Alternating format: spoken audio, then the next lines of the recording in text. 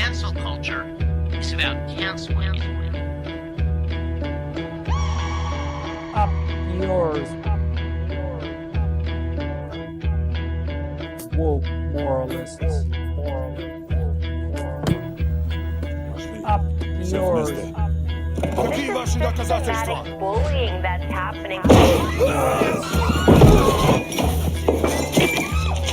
And they believe that Cocaína.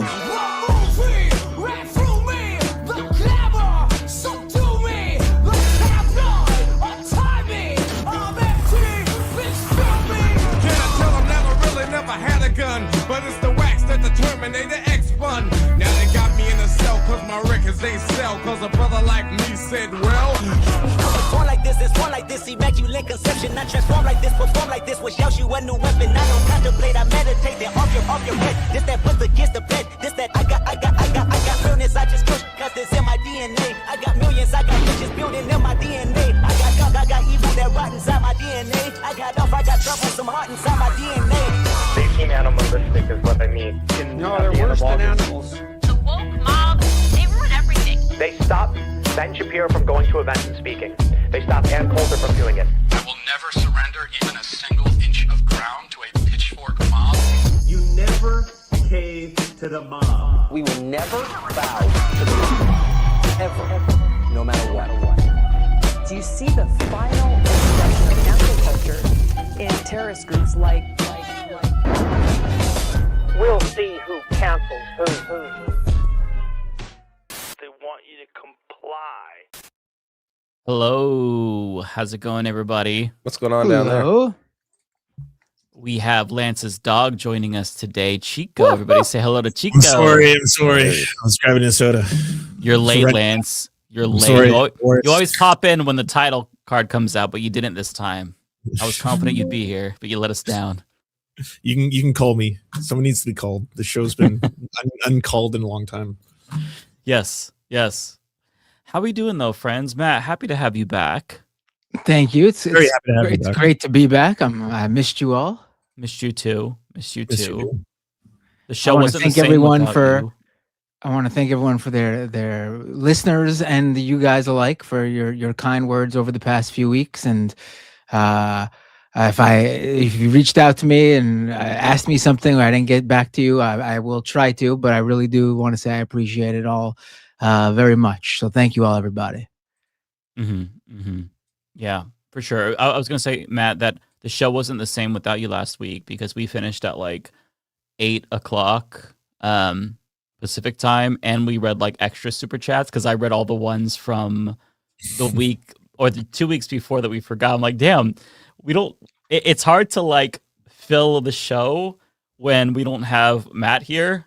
It was actually just me and Lance last week too, so we didn't have anybody else. So, but Did Mike? I thought Mike from PA was supposed to come. Did he show up? He was. He mixed up the EST and PST. Yeah. But I feel like it was still a fun show last week. It was. Oh, yeah. No thanks to Lance. I'm just kidding. No, you did great. No, it was fun. It was fun, but it's nice to have everybody back. And then next week we will have Rebecca and Ariana back as well. So everybody has a bunch of shit going on, but we're getting back into routine, and yeah, I'm happy to have everybody here. Yep, I'm glad to be back as well. I know no one welcomed me back, but I'm good to be here. I think it's because people are so used to you like not appearing. So. Hey, it's playoff season. I'm literally watching the Raptors and the Buffalo Sabres at the same time on my screen. That's nice of you. That's kind. David, I will say I really like that hoodie that you have. I think I told you this last time you wore this. I'm not sure if it's the same one, but it's really cool. I like it. It is nice. Yeah, it's actually my brother's. I've actually never played World of Warcraft in my life. Same, and I still love the hoodie. It looks so cool. I have the hoodie. You've got all the best merch. I played Warcraft 2 and Warcraft 1. I just never played the World of Warcraft. I never got into Blizzard stuff. I was a big fan of the original Warcraft games, like Warcraft. Warcraft 3 was the best. Ready to serve, my lord. Yep. Yes, my lord. What do you want? You called me my life for Nazul. Those were all great. I was always more of a console gamer, so I kind of missed out on a lot of PC stuff. Yeah, I didn't become a PC gamer until recently, but I was telling David before we went live that I've been playing Tamagotchi Life, and it would be funny to show you all my world because it's very political, but at the same time, I would be exposing how demented my brain is with the shit that I concocted. But I have Trump as my main character. I have RFK Jr. and Marjorie Green. Trump has a crush on Marjorie Green. I have a bisexual JD Vance. It's Tamagotchi Life. And it's basically like Nintendo's version of The Sims. Yeah, it's really hard to explain. You create the characters and you put the. I'll find some clips that we can share. Think The Sims with Wii characters, like the Wii characters you used to be able to make for your Wii when you played it. I don't know if you ever played Wii, because if you didn't play Wii, you probably wouldn't know what the Wii characters look like. But it's like The Sims with Wii characters. But Mike introduced me to the fact that people online have made it hyper political, and it's like because everything is so aesthetically wholesome. It's a really big juxtaposition between the horrors of the character. Like Charlie Kirk getting murdered is a very frequent motif on the platform. They recreate it over and over and over again with these adorable little like Wii characters that are, that barely have like bodies, but yeah. As soon as the demo came out, we were talking about how every single person that was sharing video or screenshots had a Charlie Kirk character in Tamagotchi Life. It was wild. Every single one of them. Like, this one I liked. Oh, I saw this clip. Lily.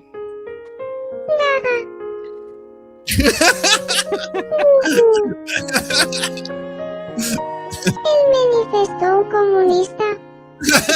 Sus primeras palabras. That's obviously the Spanish version. That's so cute. Yeah, it's communism. It's great. I made a Trump supporter character, and I made it so that way he's like wearing rags, and his eyes are like really far apart, and he's drooling. And I made him become friends with Donald Trump, and I'm gonna try to make him suck off Donald Trump. I'm not sure. Just to make it more accurate to the lore of the character. It's canonically accurate in the real world. Sorry, do you like write scenes? Like, was that a scene that someone scripted? Or is it just like you'll see scenes play out based on parameters that you set up?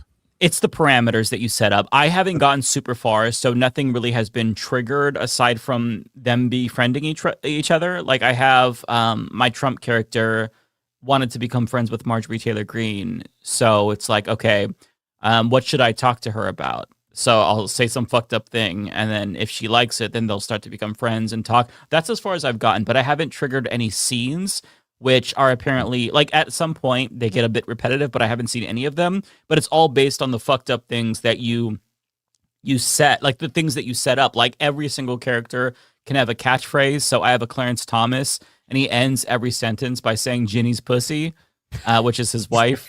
I'm not very creative. I say fucked up things, but I'm not very creative. You can do that in the game?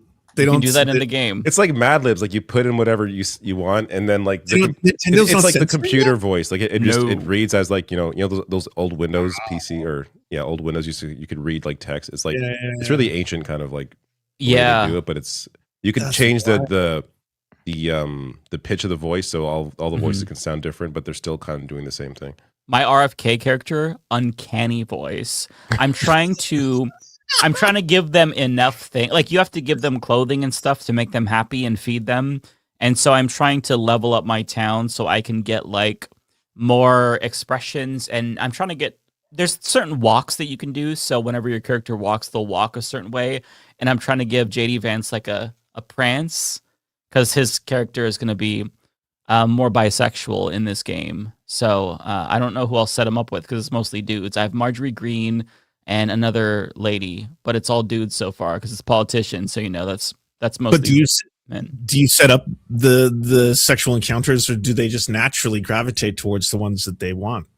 So it's natural, but you can facilitate them. Like you can pick them up and drag them. So like I wanted the Trump supporter obviously to become friends with Trump, so I dropped him next to him and they started talking.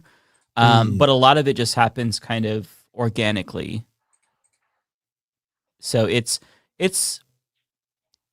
I mean, it's not really a game. I just feel like it's people maniacally fucking around with characters the same way that, like, I don't know, some of us did when we played The Sims. You know what I mean? Like where you would you like for me when I played The Sims, I was diabolical, and it's crazy because like my video game instincts are polar opposite from who I am as a human being. I wouldn't harm a fly, but in the fucking video game world, I'm a terrorist. Like I remember I would set up like this maze in my Sims house, so they'd have to run around and take like a really long time to get to the door.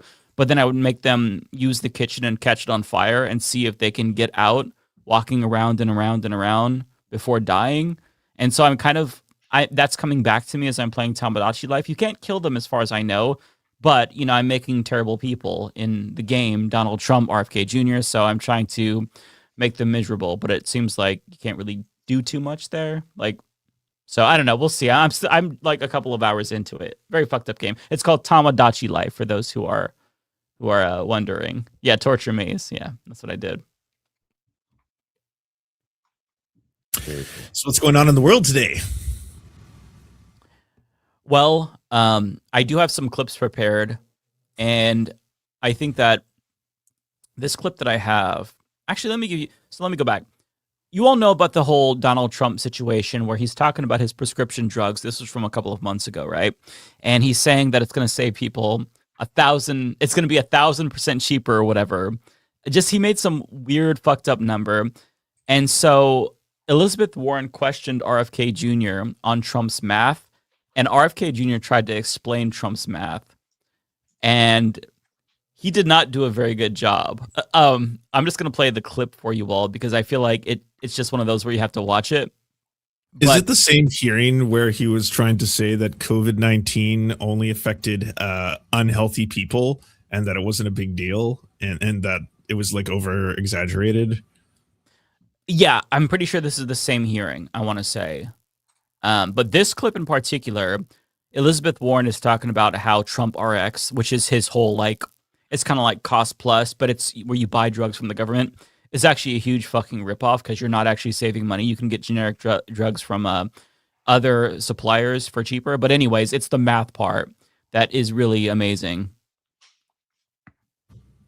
President Trump and the Republicans slashed healthcare for millions of families. The president pitched his Trump RX website as the answer for Americans who are worried about healthcare costs. He claims that Trump RX has reduced prices by as much as 600%, which I think means companies should be paying you to take their drugs. But let's do some real math here. Take one drug, Protonix, a 30-day supply of this heartburn medication costs $200 on Trump RX, but there is an identical generic version of this pill called pantoprazole. Secretary Kennedy, do you know how? By the way, as she's talking, if you hear that weird like snoring in the background, yeah, I was gonna ask. That's just RFK's regular breathing. By the way, like that's how he breathes the whole time. There was somebody had shared a clip where it was just a guy talking, and he was like, "Yeah, I heard that. It's terrible." So he could be dying. Keep that in mind. But how much it costs for a 30-day supply of that drug at Costco? But I would say this, Senator. Do you know what it costs? President Trump has a different way of calculating. If there's two ways of calculating percentage. If you have a $600 drug and you reduce it to 10, that's a 600% reduction. But you know I only have 5 minutes. Do you know? Okay, did you catch that? Yeah, I was like, that's not a 600% reduction. That's where that comes from. Yeah, but there's two different ways to calculate percentages. He's literally inventing his own math. Yeah, that's not how that works. But guess what? The motherfucker did it again. He did it again. I mean, he's making his own reality. It's not out of the question to like make your own math in that reality as well. That's fair. That's fair. The community note is very funny because it just breaks down basic like second grade, third grade math. But here he is again making the same mistake.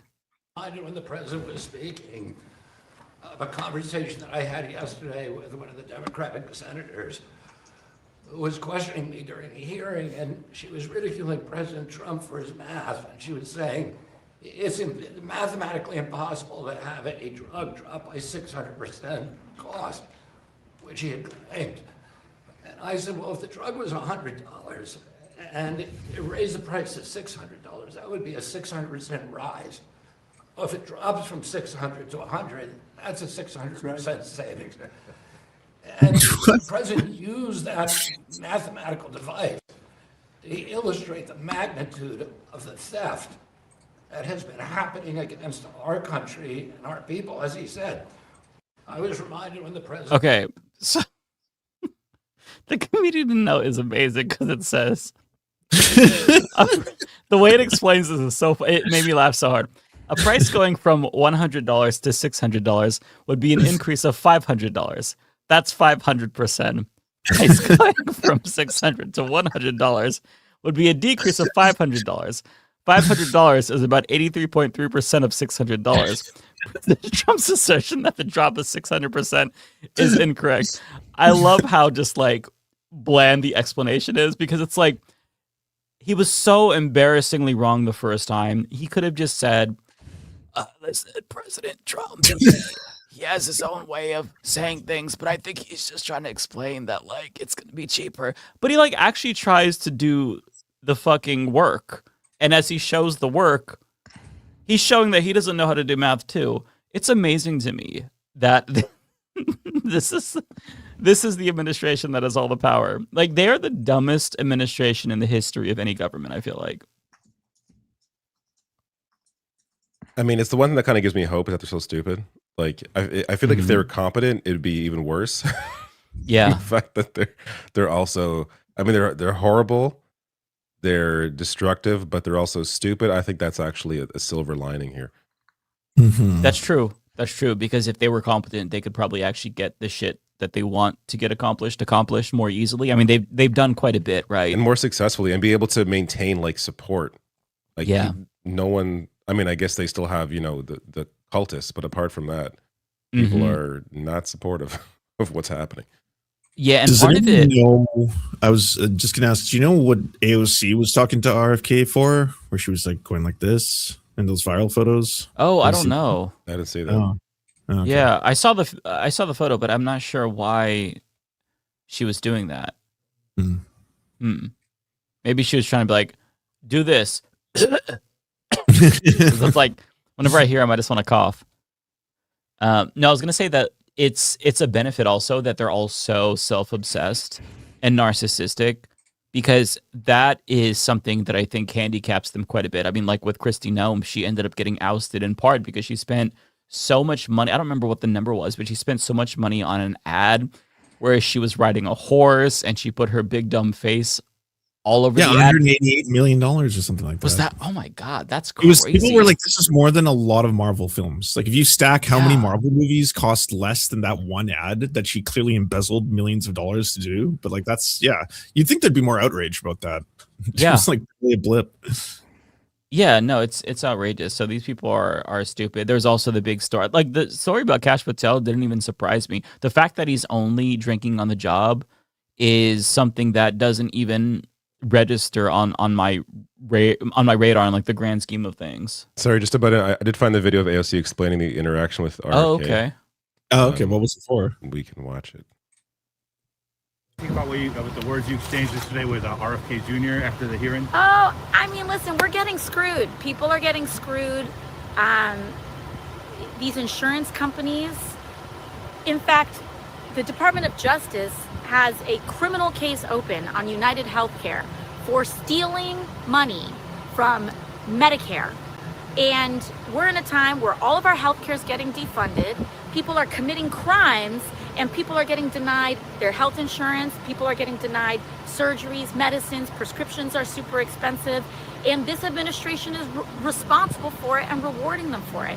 And we have to bring it to a stop. Like, these companies that are running Medicare Advantage are stealing from people, and we need to be honest about it, and we have to, it's got to come to an end. Thank you, Congressman. No, okay. Medicare Advantage fraud is a big deal. United is stealing, and yeah.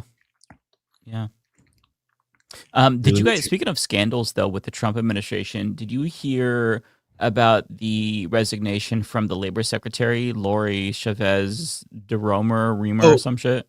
Before you move on from the Kash Patel thing, I wanted to ask you, of all the revelations, I don't know if you read the article in The Atlantic, did you see, and this is one of the Kash Patel stories I didn't know, he apparently was so blackout drunk at one point, he locked himself in the room and they had to use SWAT team, like apparently equipment to bust the room open to get his drunk ass out because like it's a national security risk if you don't know what's happening to your FBI director inside a room and the door's locked and he's not responsive, he's not answering a phone call or anything.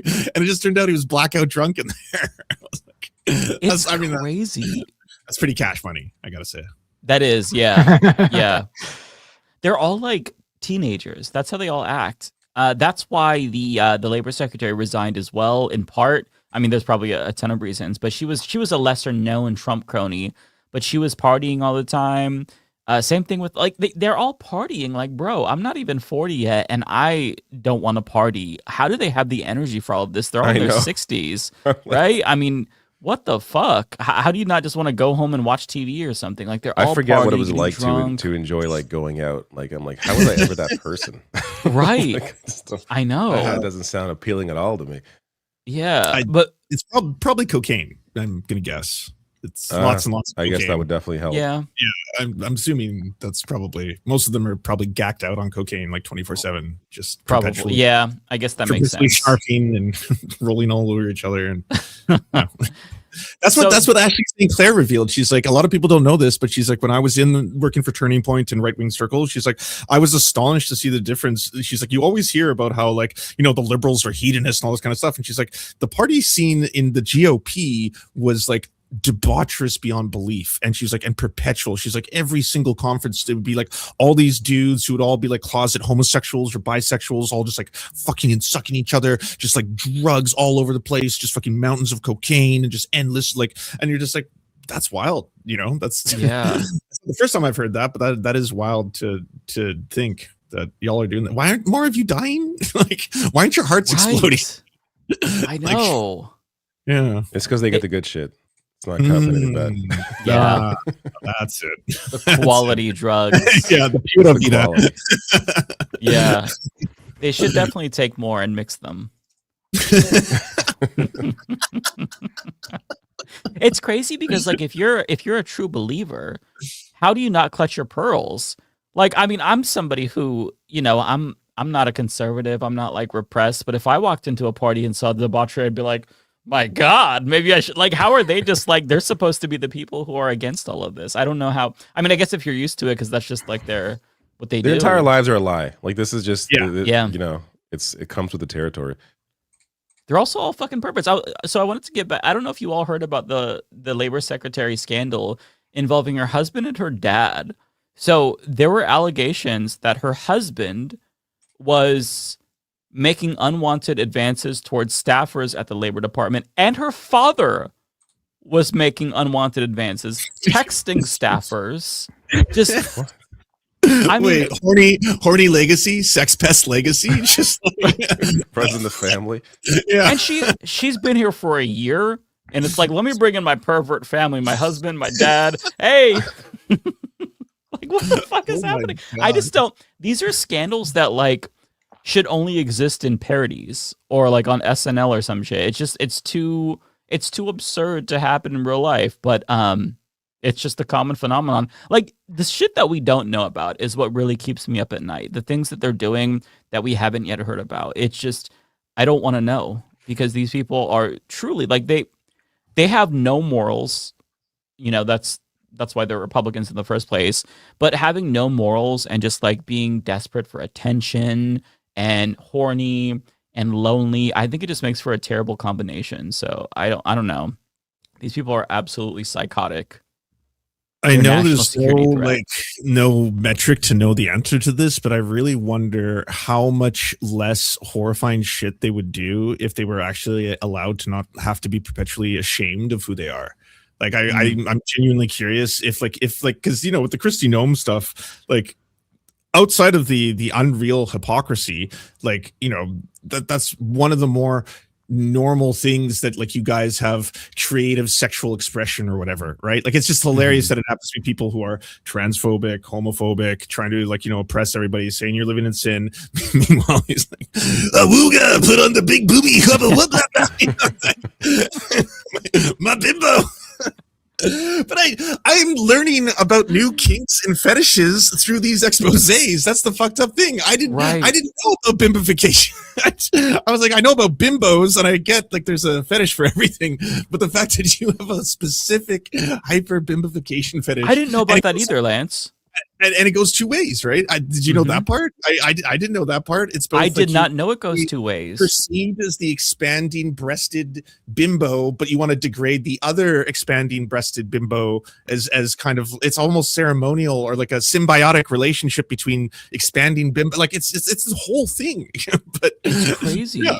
Well, and the fact that we all are learning about this, we've been on the internet since we've been teenagers, and these boomers are cooking up things that we couldn't dream of. I've been to pansexual orgies before, and I haven't learned half of this stuff. I'm like, what are these things? Well, you know, as boomers that grow up with everything handed to them from the start, they have a lot of free time on their hands, unlike the rest of us that have to actually work.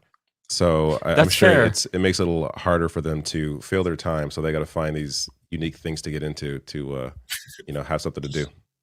That's fair. That's fair. But like, it's just crazy because it's been educational, to put it one way. I feel like I heard about everything, and I keep learning more. I even knew about, and I don't know how I heard about this. There was a fetish that men have where the woman grows into a giant. I heard about this before. Oh, expansionism. I think is that's that okay? Right. I didn't know the name of it, but yeah. Like she grows bigger than a house. I learned about that through bimbification, because I was like, what is bimbification? And because there are subgenres of fetishes and kinks, right? There are other genres of like expansionism, expansion porn, and there's like it's not just for men who want women to expand. There's women who also want other women to expand or shrink or change in size and things like that. There's it's a whole subgenre of genres. Yeah. I heard about that through Rick and Morty, because one of the characters like was giant, and I remember seeing, I don't know if it was on Reddit or not, somebody joking about that fetish on Rick and, like, it was, you know, the fetish was on Rick and Morty, and I'm like, what the fuck is that? And I'm like, bro, there is so many kinks out there that I don't get it though, but like giants don't exist. How could you have a kink for like fantasy?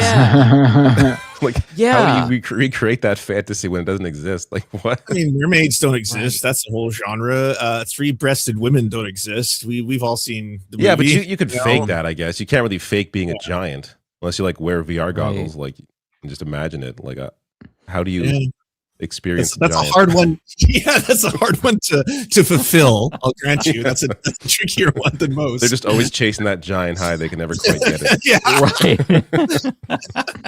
Damn, this 6'1" woman is not enough for me. not big enough. It reminds me of there was before actually no, this was like earlier days of the internet when I was still, or at least before I had access to internet. Or just got access to it. I don't remember the timeline, but there was this TLC show about like people with fetishes that were really like out there. And I remember there was like a dude that was attracted to his car, a lady that was attracted to a roller coaster. And the craziest one to me still was this guy who had a fetish for balloons. And it was, the thrill to him was like the closer they got to popping. And I remember they were filming him, and he like one of them popped, and he was like, "Oh!" The reaction he made, I'm like, "Bro, what the fuck?" Like, and this, I think this is like before I came out of the closet. I'm like, "Bro, I thought I was fucked up for being just gay. These motherfuckers was like nutting in their pants to a balloon. Damn, maybe I am normal." Like, it helped to, I guess, normalize my own shit. Because I'm thinking like, "Oh my god."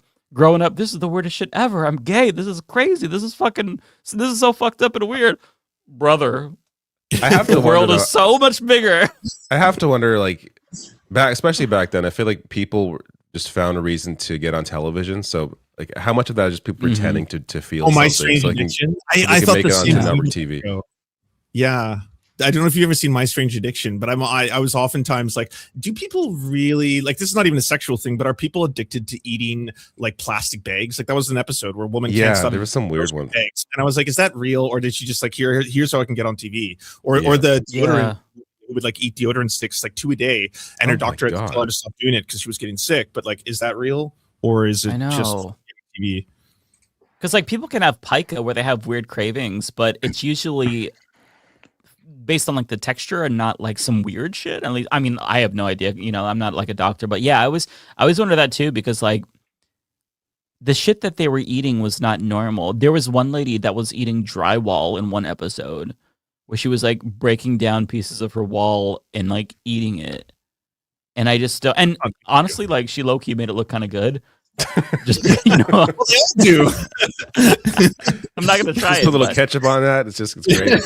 Like she's eating it like chips. I'm like, it's kind of making me a little bit hungry. But yeah, I don't know. I feel like it's. I'm sure it exists, but to the frequency that you know you'd have so many people. Wow, we are totally wrong on that. People in chat are saying that's called pica, and they have it, and it's real, and people can have different cravings for the texture. I've heard of pica. My craving is paper towels tissue. Okay. Wow. I'm pretty sure my cat has pica because he's always eating like cardboard and stuff like that. Really? Yeah. My sister had pica when she was pregnant with my niece, but she just really craved like ice cubes and weird food items, not anything that wasn't edible. So that's why I guess my perception of it is skewed, because that's the only introduction to pica that I was aware of. But yeah, I mean, I guess it's I know a dog that has pica because of anxiety. Yeah, that makes sense. I don't know. I mean, we're creatures that are unique, beautifully complex. That's what I'm learning. Yes. Both the universe and our fetishes are vast and numerous. That's a beautiful way to put it, Lance. From the big tit bimbifications to the cardboard eating pica people. Oh, that one's not a fetish though. We got to differentiate. That's simply. Oh, true. That is a non-sexual act. Yeah. More like a compulsion, probably. I don't know. Yeah. I don't know. If I offend anybody, I don't know what the fuck I'm talking about. So my mom craved coal when she was pregnant with me. Apparently, that's what. Really? EMP French. Interesting. Wow. But she never actually ate coal. I mean, I feel like it wouldn't be. Or did she? Huh. Interesting. I feel like we're talking about Lux Maxine and not talking about Lux Maxine this whole time. Secretly. Lux maxing is, I don't even understand that. I feel like when I see that whole discussion, I just think I'm too old, because I'm like, I mean, everybody just tries to improve their looks. They cut their hair, they work out. Why is it? I didn't know this was like a genre of person. And sure, people can get obsessed with it, but there was never a name for it.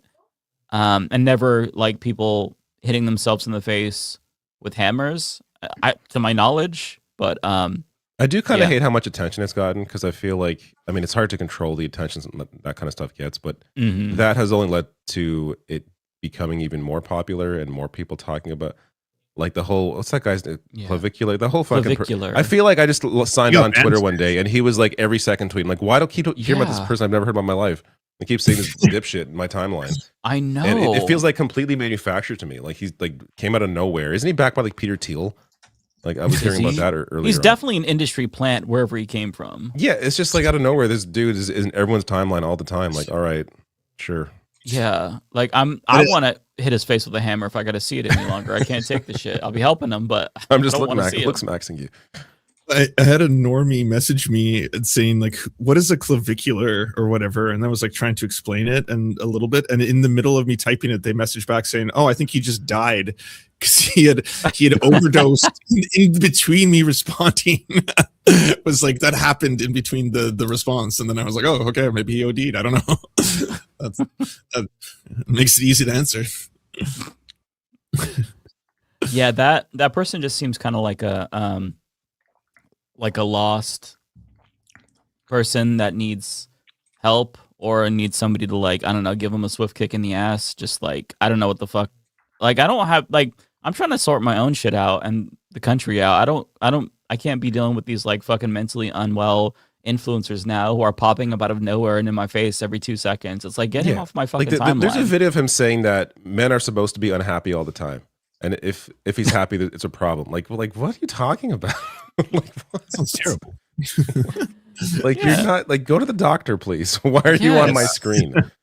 It's Like, so sad. Get medication. Like, stop trying to project your fucking weird thoughts on us. You need help. Go get help. You're an influencer. You have money now. Probably have insurance. Go get fucking medical treatment, for fuck's sake. Jesus Christ. I don't know what to do with this information and these fucking influencers. I'm sick of influencers.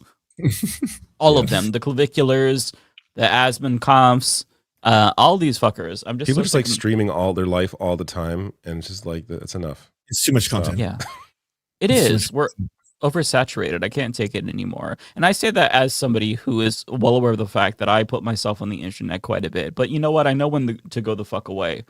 I'm not streaming every single thing that I do. I'm not streaming myself at a restaurant, taking a shit.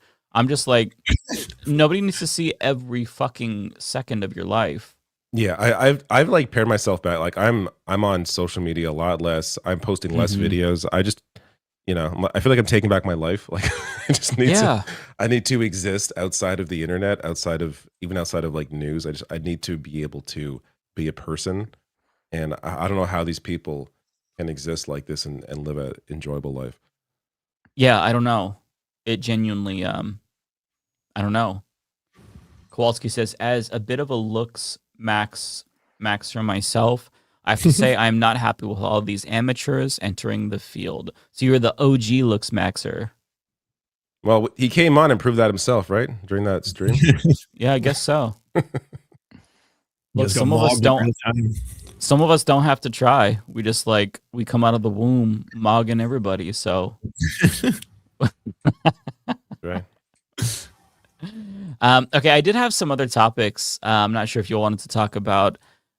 So Azan is back in the headlines again. Where the Hasan discourse is continuing this time because he decided to go on the New York Times, and it led to. Let me share the screenshot that somebody took. It led to Fox News doing 6 different segments on Azan, aka Hank Pecker. Whew.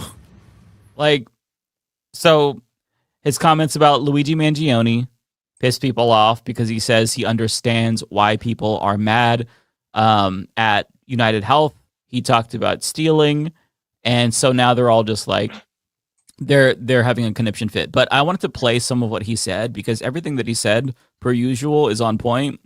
And the people who are attacking him are hilarious to me because, first of all, attacking him over his comment about stealing. If you listen to what he said, he talks about how the rich steal from the poor all the fucking time. But they only have a problem when, you are poor and you steal from the rich. When it comes to what he said about, what was the other thing? So there's a couple of different scandals here. I could just play the clip, but we'll get to some of the reactions. But this is the first one. This is him talking about, what is this? Oh, so this is the Luigi Mangione thing. Engels wrote about the concept of social murder. And Brian Thompson, as the United Healthcare CEO, was engaging in a tremendous amount of social murder, the systematized forms of violence, the structural violence of poverty, the for-profit paywalled system of healthcare in this country, and the consequences of that are tremendous amounts of pain, tremendous amounts of violence, tremendous amounts of deaths. And that was a fascinating story for me because Americans are very draconian about crime and punishment. They're very black and white on this issue. And yet, because of the pervasive pain that the private healthcare system had created for the average American, I saw so many people immediately understand why this death had taken place. So in my opinion, a completely reasonable take, much more toned down from what I said at the time, as you will remember. I wouldn't even say it's just reasonable. It's just like factual. He's just observing what he saw. He observed the reaction, and he understood the reaction based on what the system is. Like, that's not, you can't even debate what he said. Like, that's just like a factual statement. Right. But apparently he is, there's a bunch of shit that people said, condoning murder. He's a terrible person. A lot of these people, by the way, who are saying this about Hasan are Zionists. So they explicitly support genocide, or they support Republicans. So, all the social murders that Republicans are committing, they have no self-awareness. But the other thing that is pissing people off is the comments that he made about stealing, which were also extremely reasonable. And I agree with wholeheartedly, although I legally do not endorse stealing. But what he says here, in my opinion, is reasonable. Would you steal from Whole Foods? You want to go first? By the way, this is a weird question for the New York Times to ask, by the way. But regardless. Well, right, guys? I'm pro stealing from big corporations because, they steal quite a bit more from their own workers. However, one thing that might even help your ethical dilemma is the fact that the automated process that they design, these companies know will increase shrink, right? So it's actually factored in. The lemons that you stole are factored into the bottom line of these mega corporations regardless, and they still end up having increased profit margins because they no longer have to pay the cashiers that they used to hire, as opposed to this automated system, knowing full well that people are still going to be able to still steal a lot more efficiently, as a matter of fact, through the automated process. Totally. Well, I was looking things up, and shrinkage is roughly equal internally as externally. Like, they expect it from their employees that they are sort of disenfranchising constantly. Yeah. But what about the argument that if everyone just starts stealing wantonly from the self-checkout machines, Whole Foods will eventually raise the prices? Yeah, chaos, full chaos. Let's go. I mean, look, I'm in favor of fast and free buses, and also government-owned storefronts. And two of those policies, the mayor of this beautiful city is currently working on. Would you encourage stealing in the same way from a Mamdani-run city-owned grocery store with lower prices, and why? I would not, because I feel like that's taxpayer funded, and the prices are this union labor, and the prices are also adjusted regardless. There's also this on the same subject. What I'll play for you. podcast is this, by the way? This is the New York Times podcast. I'm not sure which one. They have a bunch, but yeah, this is the interview for the New York Times. That's really neat, because they are effectively having a conversation about class consciousness without even maybe knowing it, right? Which is actually pretty interesting to witness. You don't normally see that in very mainstream where they have to start to call into question, why is it that these prices are affected the way they are? Who controls this? What is shrink? Like those kind of concepts, or even like stolen wages, and then trying to put that back onto the the companies. I do not hear that on the New York Times frequently. Right. And I'm pretty sure he brought up wage theft during this interview as well. I've been seeing the whole thing. But that is the most socially accepted and common form of theft that nobody just talks about. We just accept that your employers are going to commit wage theft and there's nothing you can do about it. But this is where this is only 30 seconds, but he expands on this a little bit. If you steal from the poor, you become rich. If you steal from the wealthy, you go to prison.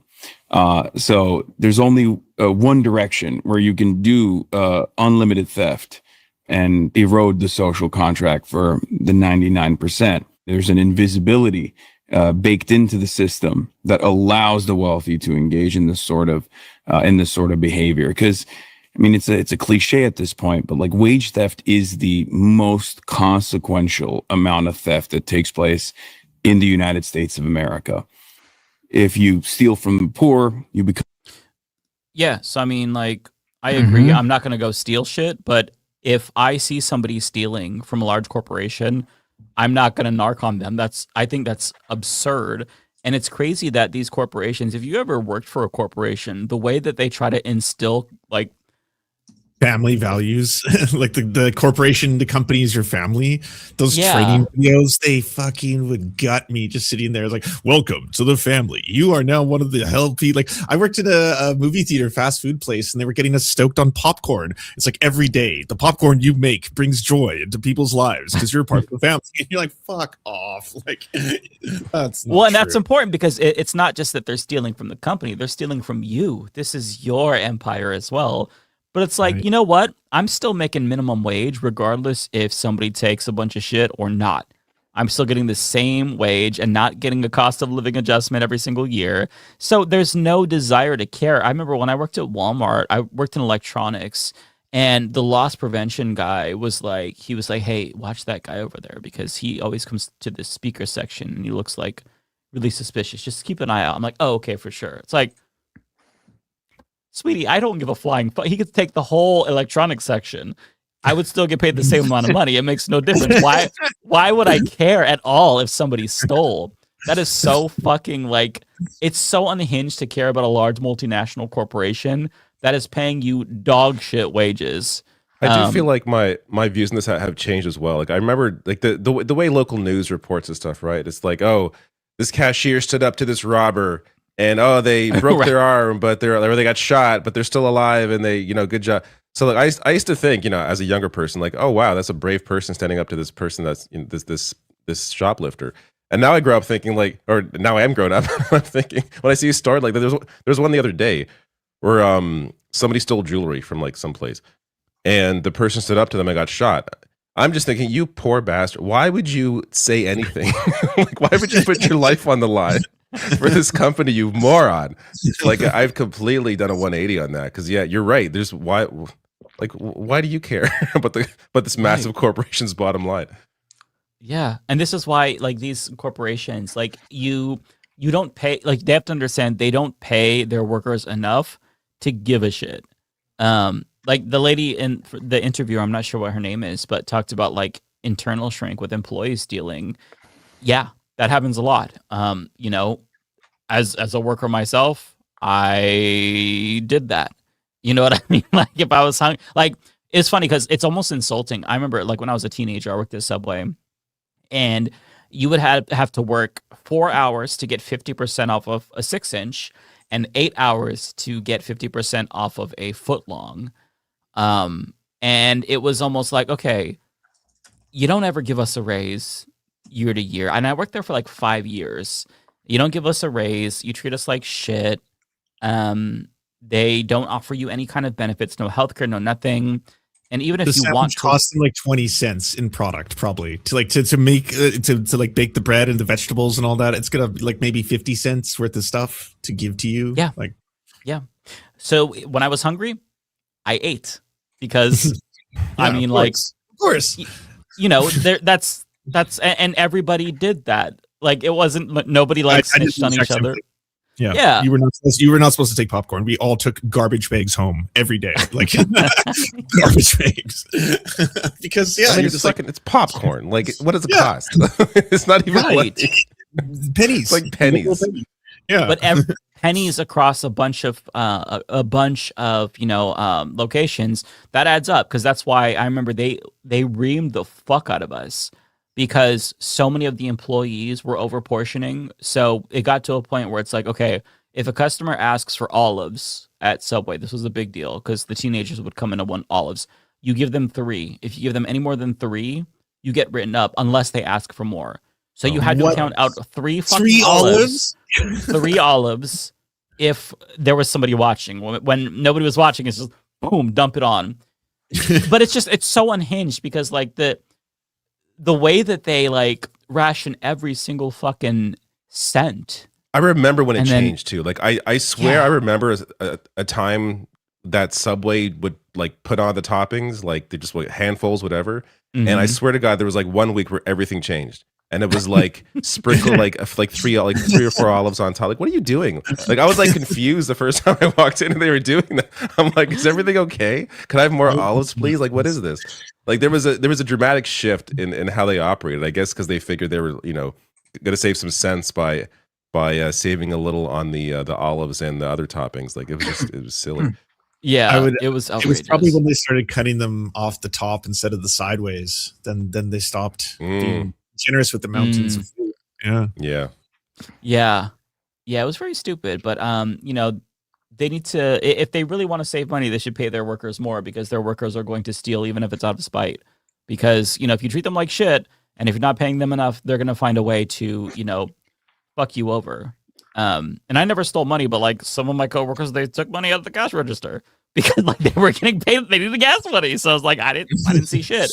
That's what happens when you have them so fucking desperate that they can never make a living wage. Like everybody that I worked with, they had to have either like 6 roommates or they live with their parents.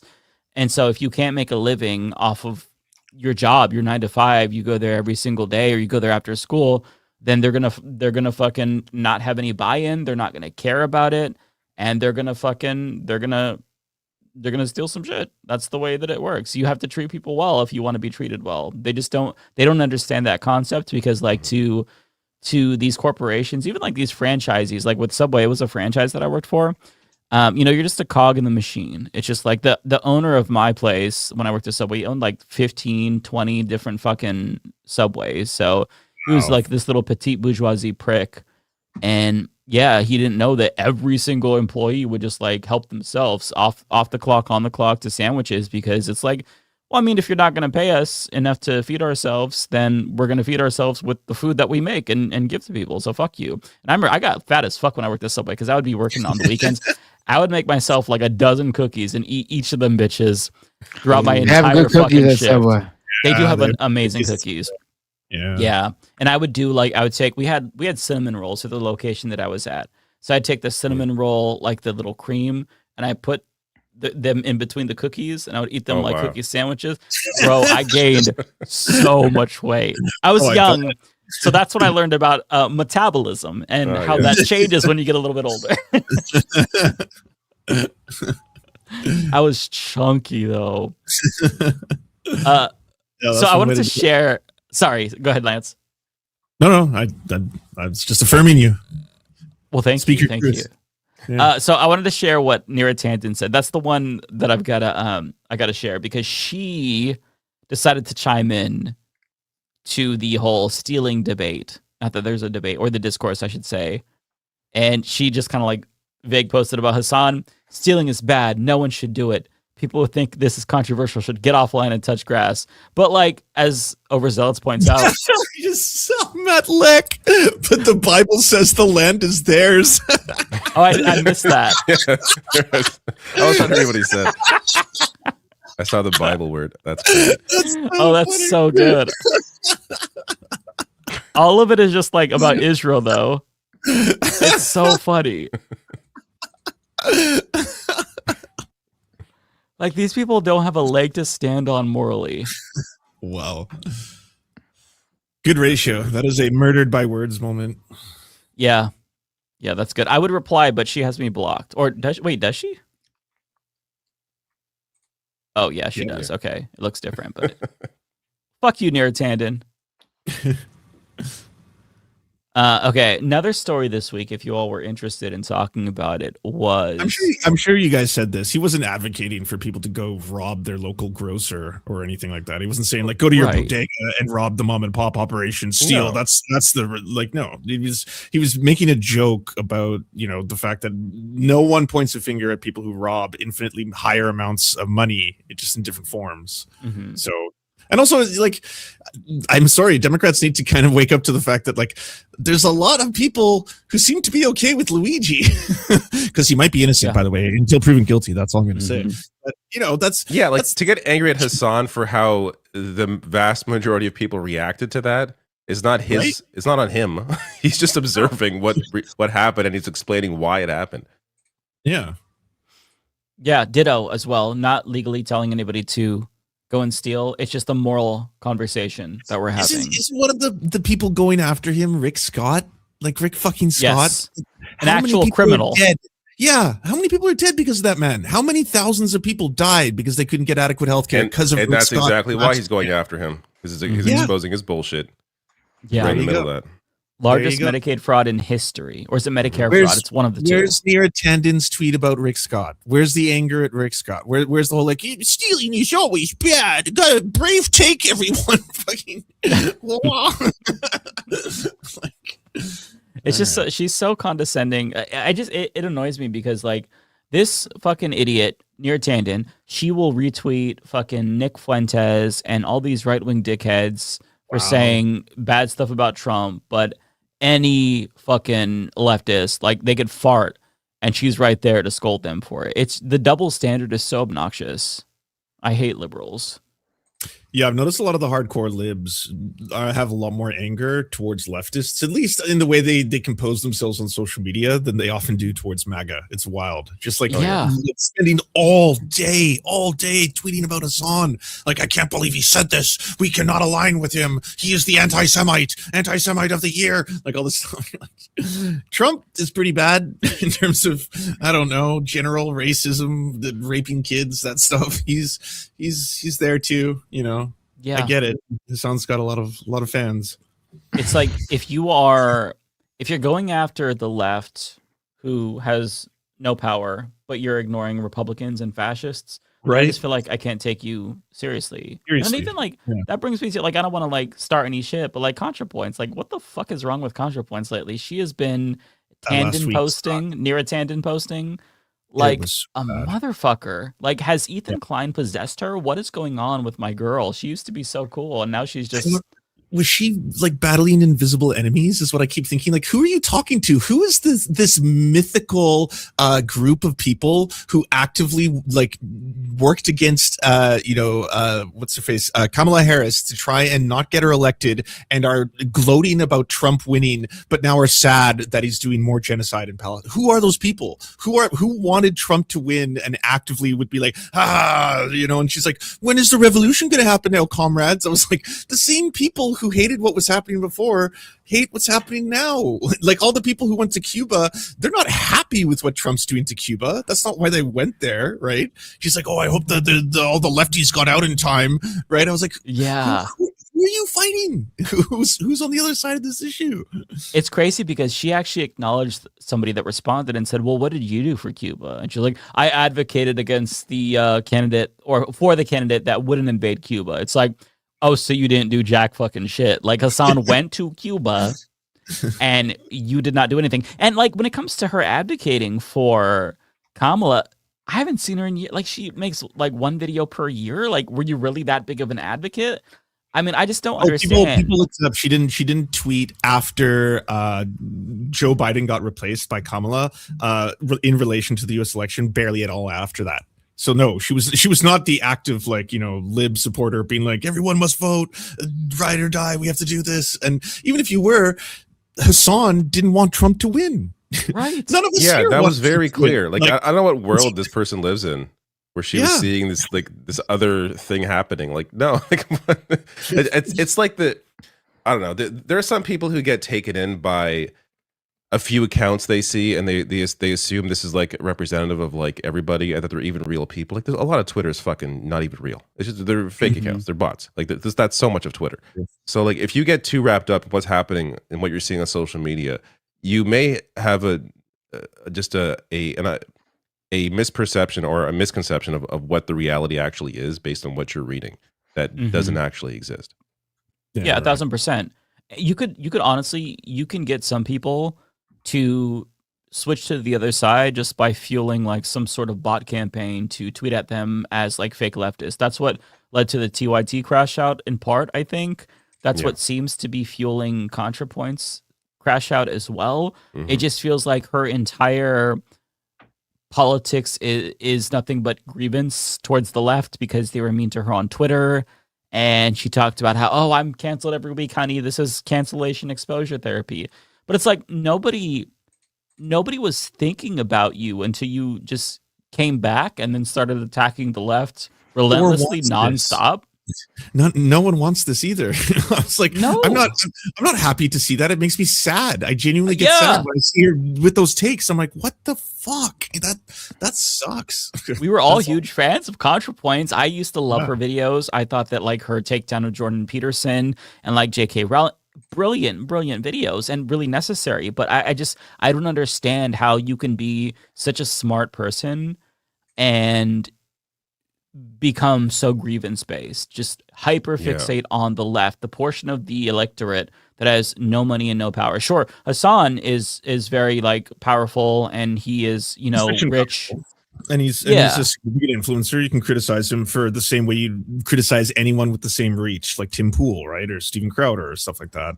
But it like what he's added, like it's not even Contrapoints. It's like every single person, like the Matthew Iglesias or the Jesse Singals of the world, who do this whole fence sitting fucking like both sides are the same, you know. And it's like one is an exterminationist project, the other is like, oh, y'all should have healthcare. That's like, this is so cartoonish. Like, we're so far past this stuff would have been annoying in the early aughts, and you're doing this now in like 2026. It infuriates me. I saw this clip, and I think it's worth sharing. So she's apparently talking about somebody else, but you'll hear the clip. So the caption here is: projection is the mental process in which an individual attributes their own internal thoughts, beliefs, emotions, experiences, and personality traits to another person or group.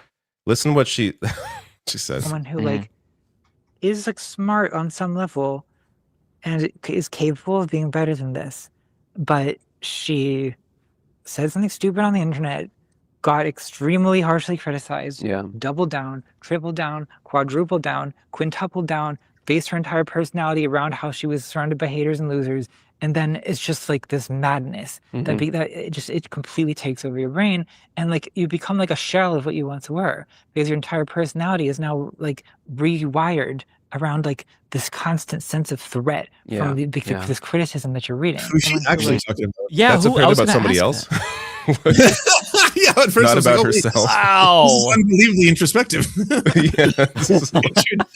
To a degree that's completely very unaware how introspective she's actually being. No, I'm actually going to start praising her. I want to watch this interview now.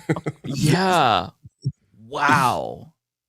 Yeah, I mean, listen, as a leftist, we all have fights with leftists. You're not a real lefty unless you've gone into a fight with leftists. But the way that it gets you to almost change your politics to where your number one enemy becomes the left, that is some clown shit. That's you putting your own ego and narcissism above the broader project. Like, listen, leftists can shit on me every single day. Some of them do.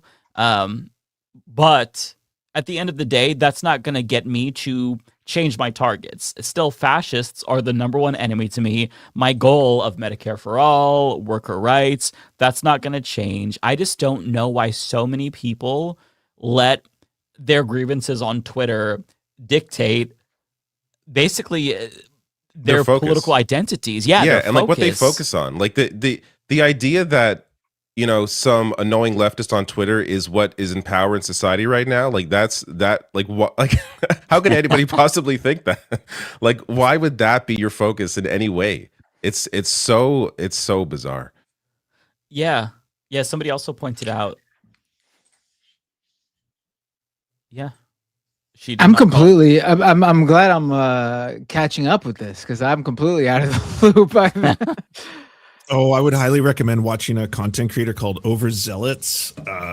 I'll shout him out. He made a video on, a detailed video basically on Contrapoints, and she made a big statement and posted it on Reddit, because everyone was asking her, when is she going to talk about, you know, Sudan or Gaza? Like, she just seems to be radio silent on some of the biggest issues concerning the majority of, like, you know, people who are politically active right now. So she did an entire kind of like, you know, it's kind of written like a mini Contrapoints video. It's broken into chapters. There's 6 chapters, and explaining her position. And she acknowledges that a genocide is taking place, but her primary concern is kind of centered around how this is emboldening anti-Semitism in the West, and all these lefties are using the word Zog and other terms, and they're justifying it. And also like how this is, like, you know, responsible in part for the loss of the election, and the future electoral politics are being affected by this. And now the left have morphed into this weird, ugly creature that only demands that Israel not exist. I can't even have like a conversation with them about like the 2-state solution or stuff like that. Like, she just went into all this stuff where everyone, I think fairly, was like,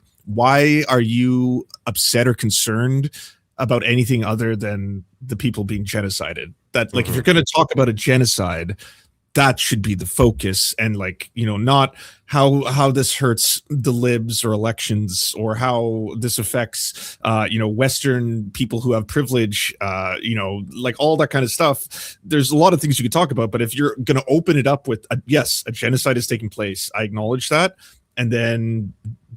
but is pretty kind of fucked up. That's why a lot of people were really like, oh Jesus. I mean, but it we've does been having the conversation, like, for just to grab an example, we've been having the conversation about a two-state solution for I don't know how many decades. Like, what more can be conversed about it? It's pretty clear that not you know, you can make your argument, but it seems pretty clear that when we've gone this long and that hasn't come to fruition, you're just looking to talk to waste time at this point, really. I mean, that's the point of it. That's the point of it. One of the states doesn't. And also, want that. what is this like leftist power that's like using the term Zog? Like, I know exactly what she's talking about. Reactionaries. There's such we'll use the term Zog, reactionaries. Yeah. Whatever, Yes. whatever, like leftist the term Zog is some like rando like LaRouche who thinks they're also exactly, or Caleb Maupin, Jackson Hinkle types. Like who are these powerful leftists using the term Zog? Like, I don't even know. I've never seen it. Yeah. And there was a poll that came out. I don't know when it came out, but I saw somebody post this a couple of weeks ago, and it talked about anti-Semitism in the United States among young people, and predictably, it's right-wingers. That's where the anti-Semitism lies. That's what it is. The focus has been the left over the past 2 years. And Jake Tapper was talking to Elise Stefanik, and he was trying to get her to condemn Donald Trump's tweet about ending civilization in Iran.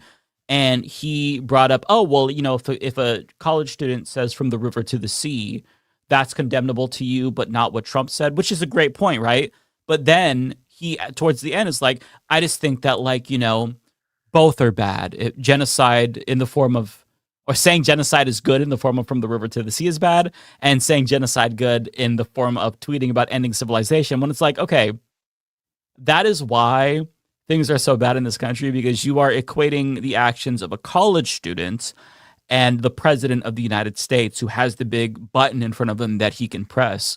And it's just, again, it's giving such a pass to actual anti-Semites, actual Nazis on the right, who are doing their very best to exploit the movement right now for their own nefarious gains. It's really dangerous, and it's not helping that you have a lot of liberal Zionists trying to conflate Zionism with anti-Semitism. It's just such a mess. So here's that poll you're talking about. Yeah. The far left youth are anti-Israel, but the least anti-Semitic. The far right youth is anti-Israel and the most anti-Semitic. Which I mean, they're willing to throw it all away just to protect Israel. That's what it's about. Yeah. Like if anything is anti-Semitic, it's these people, these pro-Israel, protect Israel at all costs, protect the Zionist project at all costs, and conflate anti-Semitism with anti-Zionism as much as possible. If there's anything that's more anti-Semitic than that, you could try making that case, but to me, next to the right-wing flat-out like Holocaust denial anti-Semitism, right under that in terms of toxic, disgusting anti-Semitism, is the conflation of anti-Zionism with anti-Semitism. Right. It because then and it's you could see the effect that it's having, right, on the political discourse. It's like people begin to say, oh, right, I can't criticize Israel, that's anti-Semitic, I guess that I'm anti-Semitic. Okay, Israel is doing this in the name of Judaism, then I don't like Judaism, I don't like Jewish people. Like, this is the thought process in a lot of Americans who are just inherently reactionary, and they're also learning about this for the first time, because I don't think Americans have ever really thought that deeply about Israel-Palestine. A lot of them don't know about this. So their first introduction to the subject is hearing some fucking pundit like Jake Tapper say that, you know, anti-Zionism is comparable to anti-Semitism. That's going to have horrible consequences on the societal level. You're actually creating anti-Semitism by doing this, and it's extremely fucking dangerous. But they they don't give a shit. They genuinely could not care less. Because it helps Israel, right? Israel benefits from it. So you have to just throw an entire community under the bus so that way Israel can use that as like a Uno reverse card. Can't criticize me, anti-Semitism. It's just so clownish. Nobody takes it seriously. But another problem with that is nobody takes these claims seriously because a lot of them are weaponized. But there still is a lot of anti-Semitism. It's significant. And I wouldn't deny that for a second. But like that chart showed, I think the majority of it comes from right wingers, right? Like when you look at statistically, who are Holocaust deniers? Who are people who think that there is a global Jewish conspiracy to control the world or to control the media? That's all the far right. That is all right wingers. Yeah. Always has been. But the leftists bear the brunt of it, which is so fucked up. Because I feel like people like Hasan have gone out of their way to differentiate, the difference between Zionism and Judaism and Israel versus individuals, and they're just so flippant about it, and it's very dangerous. So I fucking hate all these people who are doing this. Another thing that makes it so much more absurd is just the general fact that there are more Christian Zionists than Jewish Zionists. It's crazy. I didn't even know what the fuck Zionism was. And I was raised as a Zionist, as an evangelical. I never heard that word before, but we were taught at a very young age that Israel has to control all of the land, and they have to have all the land so Jesus can come back. That is extremely fucked up. And I had no idea it was anti-Semitic. I didn't know that it was Zionism, but that's what I was taught as a kid. And yeah, it's America. That's weird. It's very weird, right? Right there, we just found out that the anti-Semitic leftists are basically teenage Mike. Got to de-radicalize them. Yes. To be fair, I couldn't. When they taught me this, I just went in one ear and out the other. I couldn't find Israel on a map. I probably couldn't find Oregon on a map at that point. I was very, very stupid. Also very young, in my defense. You know what? Ironically, I'd probably send Teenage Mike some Contrapoints videos to try and de-radicalize Teenage Mike. Yeah. Nice callback. So I have a good segue. Yeah, I have a good segue. Speaking of content creators who are crashing out, our friend Cenk Uygur. Oh, what happened now? I was like, I don't know about this. Oh, I don't know about this either. Not the biggest crash out in the world, but if you check his Twitter feed, he is in Tucker defense mode. Oh yeah, he is ride or die for Tucker Carlson. Really? That's interesting. He's going to bat. Let me play the clip. I had the clip pulled up because Matt probably didn't see this yet, and for the viewers who haven't seen it, Tucker Carlson had a bit of a mea culpa where he said that he feels bad for getting Trump elected. In the same episode, he talked about Trump is bad because Trump created the vaccine that killed people. It's Tucker Carlson. It's classic Tucker Carlson. But he apologized for Trump. And because of this, he should be the leader of the revolution, according to Cenk. That's a straw man. But Cenk was really eating this shit up. But I'll play it for you to see why Cenk's panties were so wet from this. Looking back, because, you and I and everyone else who supported him, you wrote speeches for him, I campaigned for him. We're implicated in this for sure. Yes. It's not enough to say, well, I changed my mind, or oh, this is bad, I'm out. It's in very small ways, but in real ways, you and me and millions of people like us are the reason this is happening right now. Yes.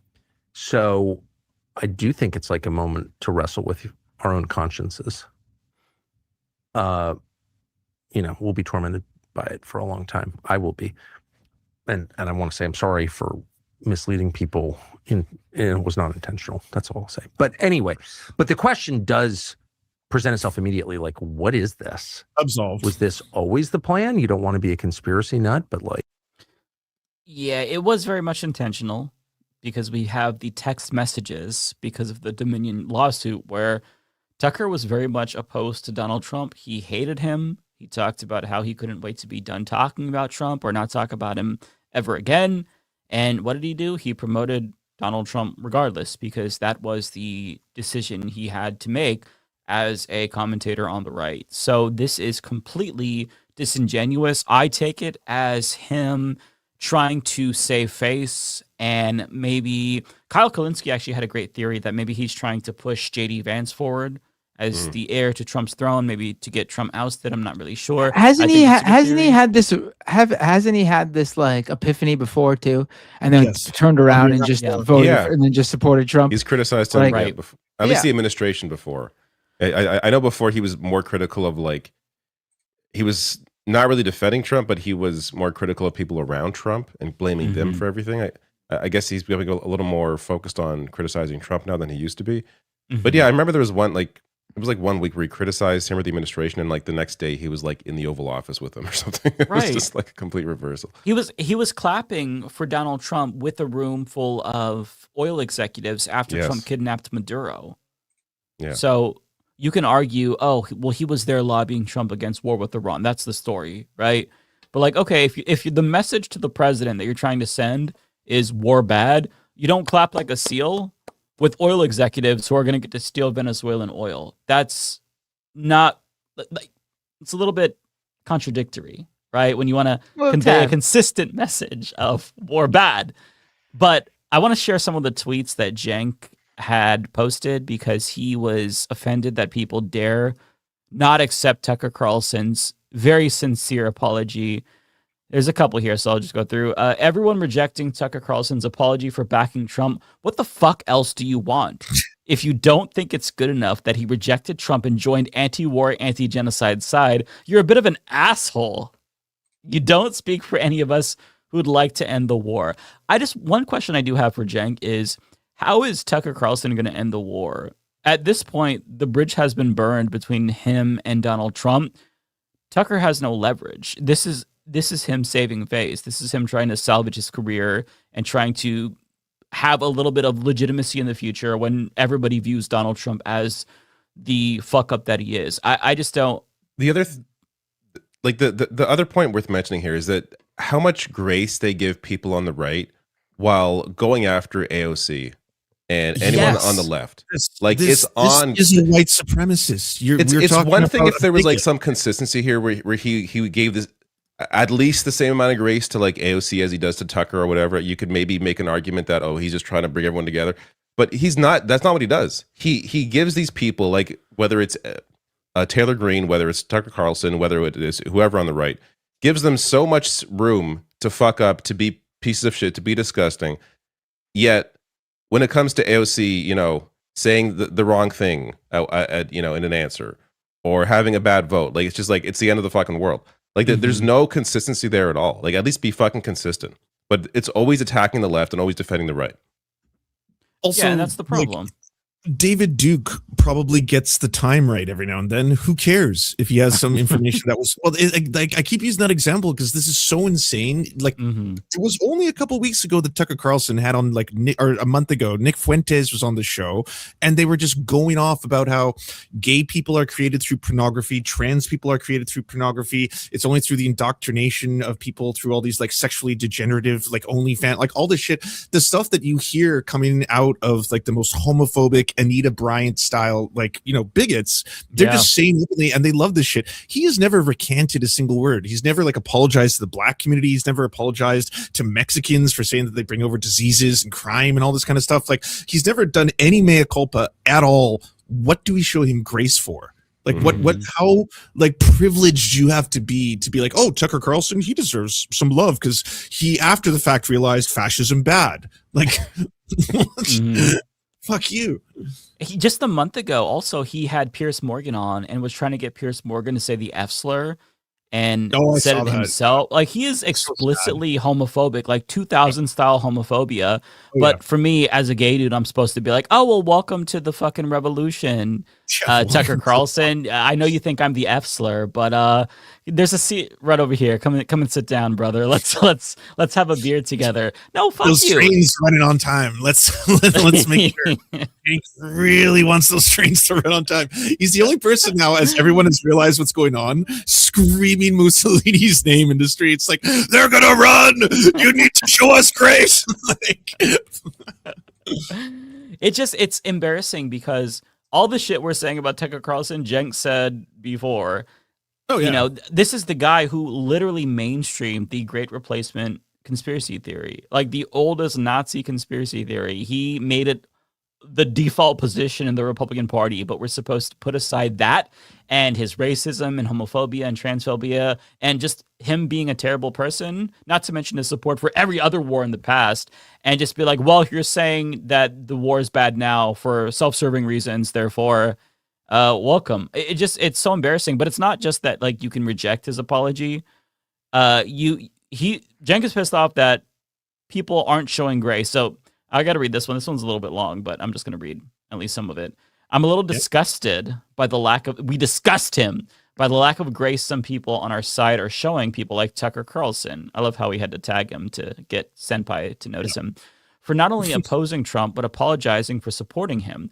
They definitely don't speak for Muslim Americans who are grateful for our new allies. You don't speak for Muslim Americans, motherfucker. You think you speak for this entire community? That is so narcissistic. What the fuck? The humanity, Tucker. You don't speak for all the gays? Every single one? Man, you aren't the gays? I would never open my mouth if I did, because that's a lot of pressure.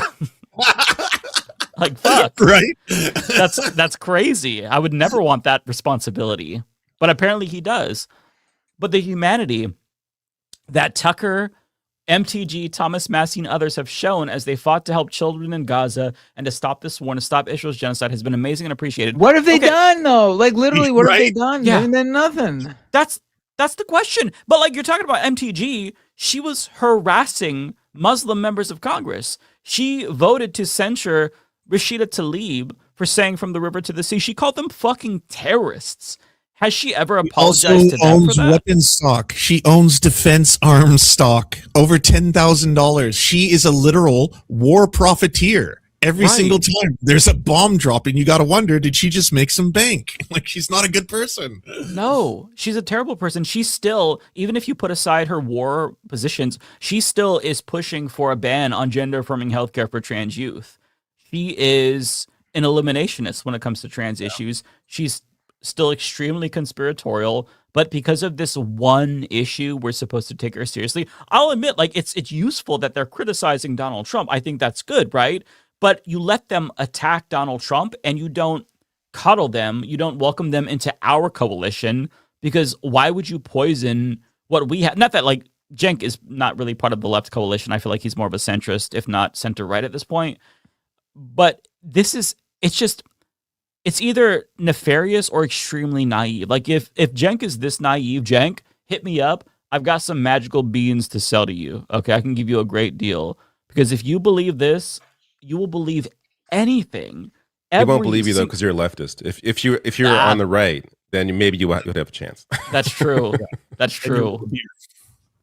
Let me see if there's any more, because he really went off. I know he got into it with Mehdi Hasan. He got into it with, there was another, I'm blanking. There was a lot of people he got into it with. There's a whole, if you guys want to get the TLDR, there was a Vanguard video that I watched about this, and they break it down. And I think that their commentary was spot on. Okay, it's in the replies, but you get the gist of it. He wants you to welcome Tucker Carlson. And no, if Tucker Carlson really wants to make up for what he did, he would go away. Okay? You don't get to be wrong again and again and again and again and again and prove you have no foresight whatsoever. You have terrible political instincts and you have shitty opinions still. If you actually want to undo the damage that you caused, go away. Delete your platform. Fuck off forever. That's the only way you can make it up to us. We don't need you. Oh, yeah. So somebody in the chat says he went after Adam Mockler. That's right. He went after Adam Mockler on the TYT show. So I don't want to pull in a clip, but yeah, Adam Mockler had a perfectly reasonable take that this guy is full of shit. There's also a clip from his Fox News show. Let me just pull it up because it just goes to show you, like, this dude knows what he's doing. You could also, anyone could do this. You could make a compilation video of the amount of videos that Anna and Cenk have done calling Tucker Carlson a piece of shit white supremacist and calling out his white supremacist shit. Like, there's so many TYT videos on this. Like, they know who he is. They used to, like, make and generate income and revenue trashing the guy when he was a Fox News host on like an almost monthly, if not weekly basis. They also don't have, like, Cenk doesn't have to say anything. Like, if he actually feels like, oh, Tucker's a great person, you don't have to help him You don't have to come out there and defend him. You're free to shut the fuck up and not say anything. Like, you don't have to give your opinion on everything. I don't go out on Twitter and every single person that says something I gotta give an opinion about. I haven't put an opinion out about Tucker. Obviously, I don't. I think he's a piece of shit.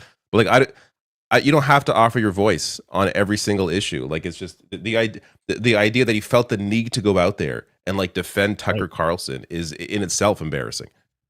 Yeah, this need to vocalize every single thought that you have and be passionate about it seems agonizing to me. But that's Cenk. I feel like he is terminally online, and it's really hurting his mental health. So Cody Johnston shared this in response to Cenk. I don't think he added Cenk. He just was kind of subtweeting him, but will not be handing it to the purposefully misleading Nazi prick Tucker Carlson. And this shows you everything you need to know about Tucker Carlson. He knows what he's doing. Pretty much everybody agreed that segregation was the worst thing this country ever did. I mean, come on. We're going to trust this guy, his mea culpa, his sorry. He knows what he's doing. And I just feel like Cenk knows better. But Cenk, to some degree, I don't think Cenk feels like he has a choice because he has alienated everybody on the left, him and Anna both. When they tried to get back on the left, they went on the I've Had It podcast. It did not go very well. The entire audience rebelled. So the only path forward is this vague populist center. And that's really the only lane that they've carved out for themselves. And I just don't know what they're going to do when that well runs dry, because there's only so much you can milk it until people kind of know that there is no populism on the right. It's bullshit. If you go to every so-called populist on the right, Sagar and Jetties of the world, the Josh Hawleys of the world, when push comes to shove, they're not really populists. Josh Hawley has voted against unions. He said he wasn't going to vote to cut Medicare. He did vote to cut Medicare. Sagar and Jetty, a supposed populist, is like one of the biggest anti-weed people on the internet. I thought so much so I thought that he was being facetious, but no, he genuinely thinks you are the devil if you smoke weed. So I mean, there's no such thing as right. There's got to be some background to that. Like, did a stoner fuck his girlfriend? Like something happened where that would just imply like he had a affected him girlfriend on like an ever. emotional level. Because aren't you supposed to be like a populist right winger? Isn't having like, I don't know, legalized weed like the bare minimum to be someone who's supposed to be like a libertarian? Like is that, you can't even reach that bar? Like, well, who are you? It's so bizarre. He said that okay. This was the tweet that I responded to. I think I actually called him a nerd on this tweet. He said that the smell of weed is, and I'm paraphrasing, so if I misremember, then forgive me. We got to He find said the something quote. It's like, hilarious. the smell of weed is the smell of death and civilizational decay. Yes, it was something like that. It was something like that, right? Yeah. He And promotes nicotine. He not only smokes it, he sells it on his show. Like, that's one of his Does he products. really? Okay, well, there we go. He's being fucking paid. pushes Okay. it all the time. Yeah, That explains it. yeah. Yeah, that's the competitor. There we go. Like if you want to be like it's bad for you to smoke, yeah, no one's going to argue that. But like, you can't be a pusher of cigarettes and then harp on stoners. Like, what the fuck? I'm sorry. Yeah. Stoners are by far and away the most chill people in society. Okay. Also, like, cigarettes smell much worse. Yes, they do. Weed does. Like, are you kidding me? Like, yeah, I'm sorry that all of the weed that he smelled is like shitty, cheap skunk weed that has a bunch of stems in it. Like, get some good Christmas tree weed or some Obama Kush, and you'll change your tune, Sagar. Okay. It's just so, on the it's Cenk so thing as well. unserious. Just one last point on Cenk, because I was thinking about this. I think the fact that he used to be a Republican has also he has a soft spot for other Republicans who he thinks are learning or like that's a good are point. moving to the left. So he's like so eager to like accept anybody, even like a fucking white supremacist piece of shit, because he says he doesn't like Trump. He's like, oh my god, let's accept them, because he used to be that person. So I could see that bias being there. Yeah, that makes a lot of sense. And also, just because of his whole past and all the hot takes he had back in the whole Howard Stern days of TYT, it behooves him to have people be more open-minded to people who fuck up. But I mean, you have to have standards. You have to have some lines. Cenk being like a shock jock is, I think, a lot different than a mainstream media host pushing conspiracies, documentaries about the 2020 election being stolen. The damage that Tucker Carlson has done to the brains of so many Americans is irreparable. I think if you're willing to give him a pass for all of the damage he caused, then there's nothing that you wouldn't give anybody a pass to. Like this is how you have this, like, I don't know, societal decay creep, for lack of a better word, because people, you need to have some people who actually get fucking canceled. For all this talk about cancel culture, we actually do need some people to go away, to get canceled and fuck off forever, because they just don't contribute anything good to society. I'm not saying that my standard is low. I think there has to be a high bar to meet to be canceled. But if anybody met that bar, it's Tucker fucking Carlson. Yeah, I think a white supremacist meets the bar. Yeah. Somebody who promoted white Homophobic supremacy piece of probably shit. meets that bar.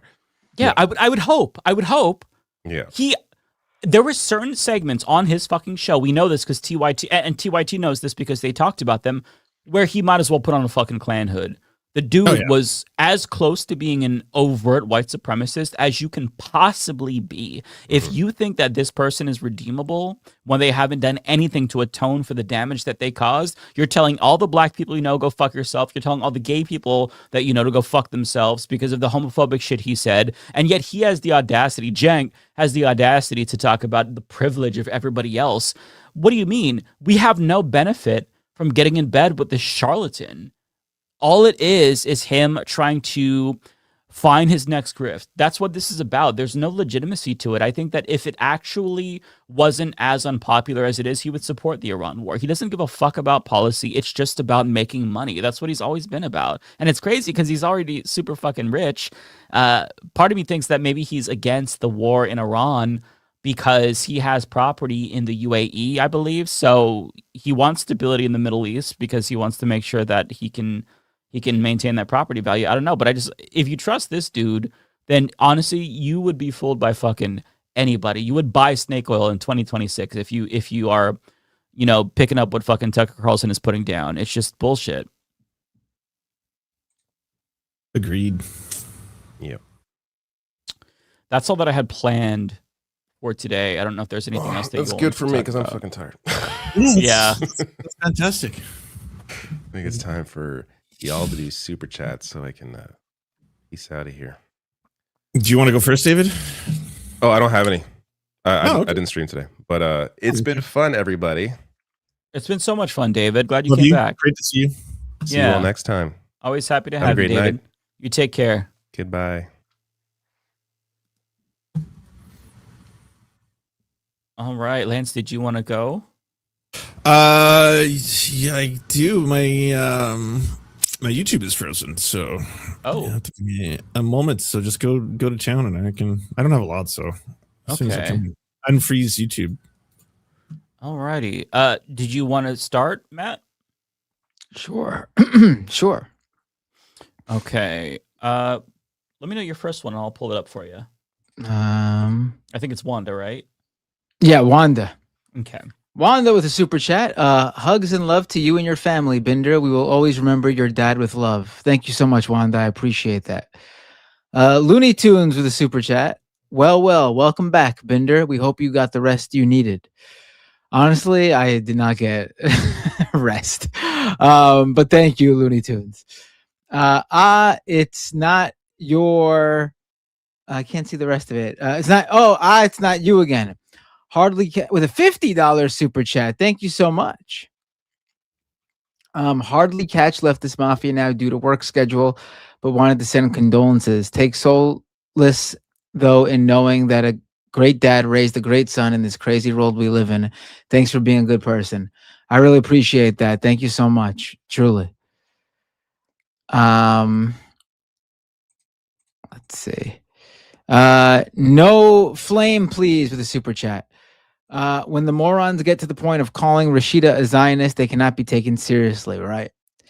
Pashani824 with a super chat, just an emoji. Thank you so much.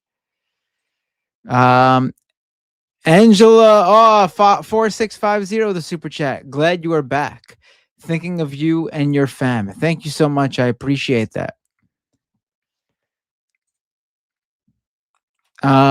Marcus Stan 9217. Two-state solution is stupid. Just look at the map and try to draw a two-state out of it. It's impossible. Right. Yeah. Testing. Can we just elect an astronaut? How bad could it be? Right. That was Clem 68W. I'm sorry. Did I not read that? I'm sorry. Thank you, Clem. Mortified Penguin 0306 with a super chat. Mehdi did an excellent video that was basically shut up Bill Maher. Someone really ought to do a shut up Cenk. That was a great video from Mehdi. I have to take a look. And then Tigwick Plays Games with a $50 super chat. Thank you so much, Tigwick. Just wanted to send my love. Oh, and coming in right now with a $10 super chat. Ice Me Out Like Elsa says, by the way, thank you so much, Tigwick.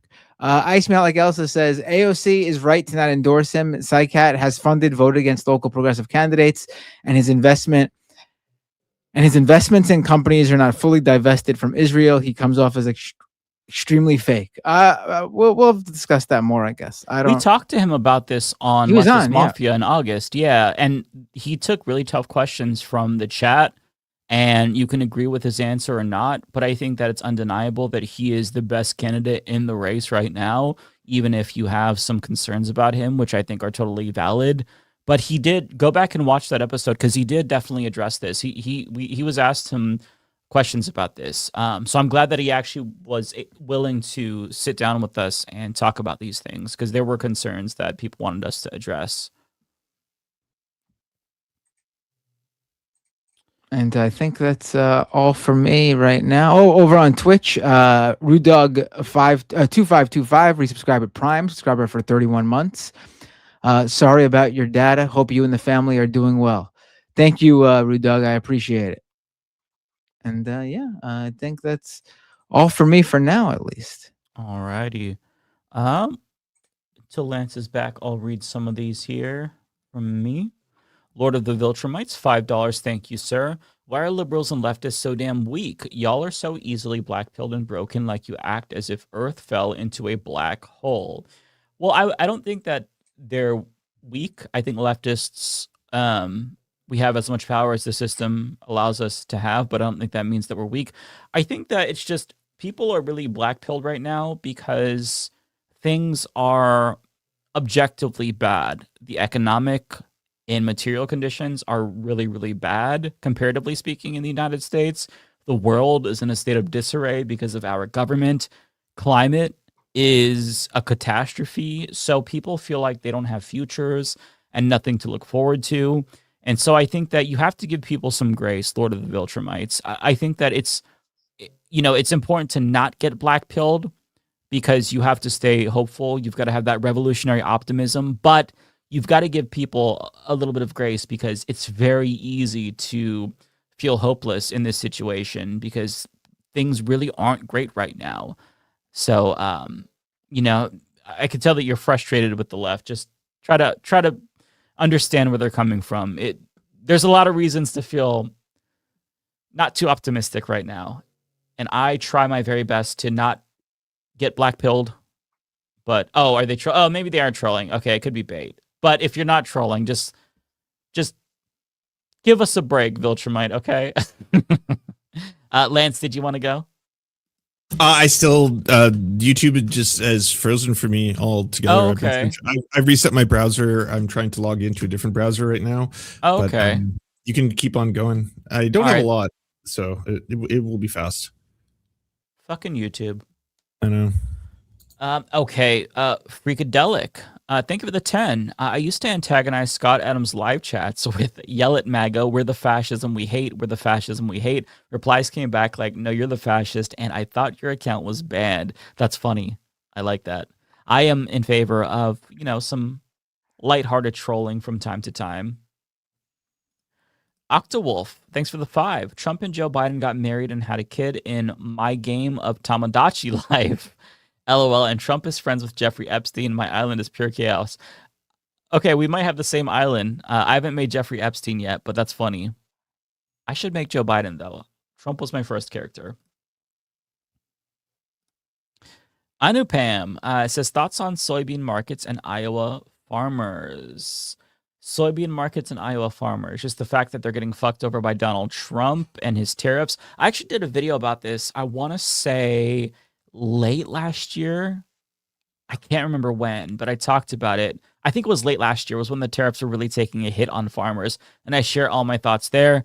They're probably not going to be too surprising to you. But if you want to know from a farmer who actually has brain cells, I did do an interview this year with Kowalski just like a month or so ago. It was actually, no, it was closer to 2 months. It was at the start of the Iran war. And that was a great interview. That's one farmer you should actually listen to. Cartoon 49. My congressman, David Scott, died yesterday at 80. Oh, that was your congressman. Okay. He should have left early. There's a progressive name. Everton Blair running. Support would be good. Okay, good to know. I did not know that there was a progressive running there. Another one. Also, thoughts on Orban voted out. Yeah, we didn't talk about that. That's honestly super, super encouraging. I mean, it sucks that there's a right-winger that replaced him, but it's like fascist versus, I guess, diet fascist.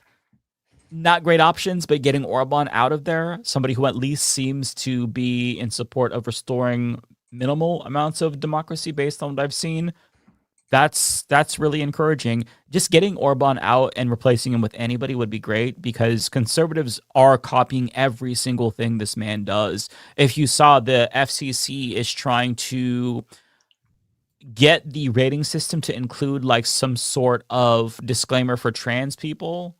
And whether or not that is, like a parental advisory. I can't remember the specifics. Erin in the morning, Erin Reed, she did a great article about this where she breaks it down.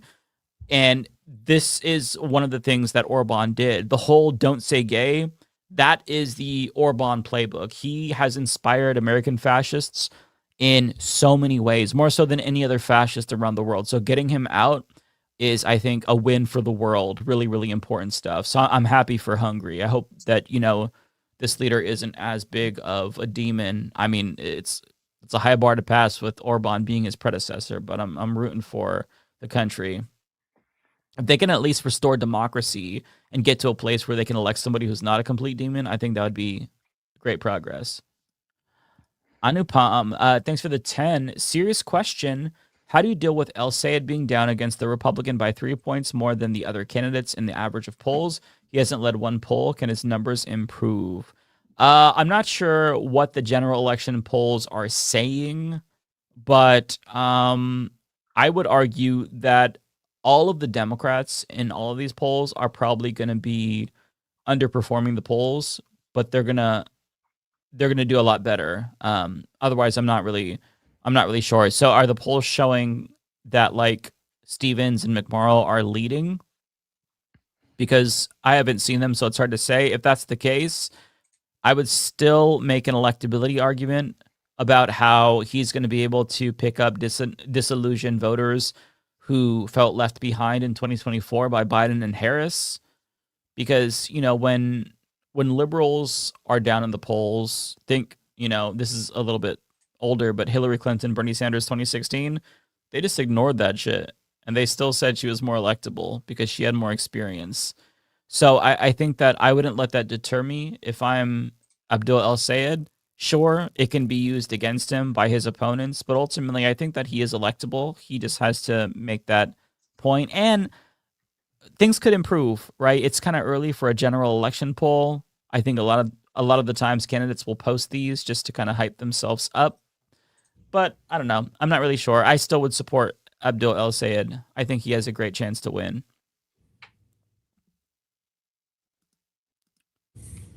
Cartoon says thoughts on the quartering copyright drama.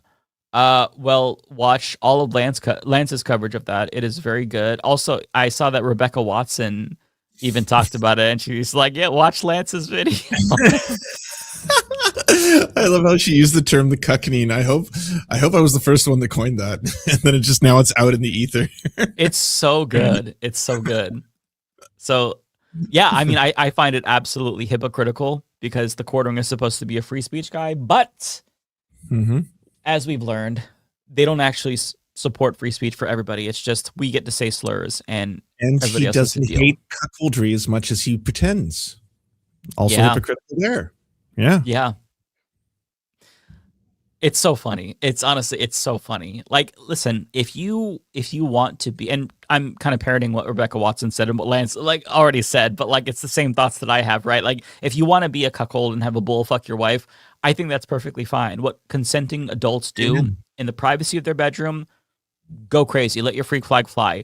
The problem is that he is the most judgmental motherfucker on the planet. Calls everybody else a cuck, criticizes LGBT people. He says cuck derogatory. Same thing with like gay. Like then he'll like use it as an insult, right? Where there's nothing wrong with any of these activities or doing any of this stuff, but he just won't let other people enjoy the comforts of their own pleasures. Is kind of the thing, right? He'll vilify you, but he will also want to hold down a sex worker's head while she. I'm sorry, I've said too much, but. If this was any other person, I'd just be like, hey, you know what? More power to you. If that works out for your relationship, you go at it. You go crazy. Yeah, absolutely. But that was another thing. I learned what a bull was through this. Oh, really? I actually did know what a bull was. I learned so much about cuckoldry because I knew a little bit because the writer's so obsessed with it, but I've always found that they're obsessed with it from a exclusively another man is fucking your wife, and that because they want to own women and like that's their version of straight heterosexual love is I own a woman, she's my possession. If another man touches your wife, that's bad. If another man slept with your wife, that's bad. That's why these the manosphere is obsessed with body counts and who have you had sex with before and all this kind of stuff, right? But there's so much more. There's women who cuckold their husbands with other men. There's men who cuckold their wives with women. There's different tiers of relationships between the cuckold and the cucky and all this kind of stuff. Then there's not just cuck chairs. There's cuck cages. And there's other accessories.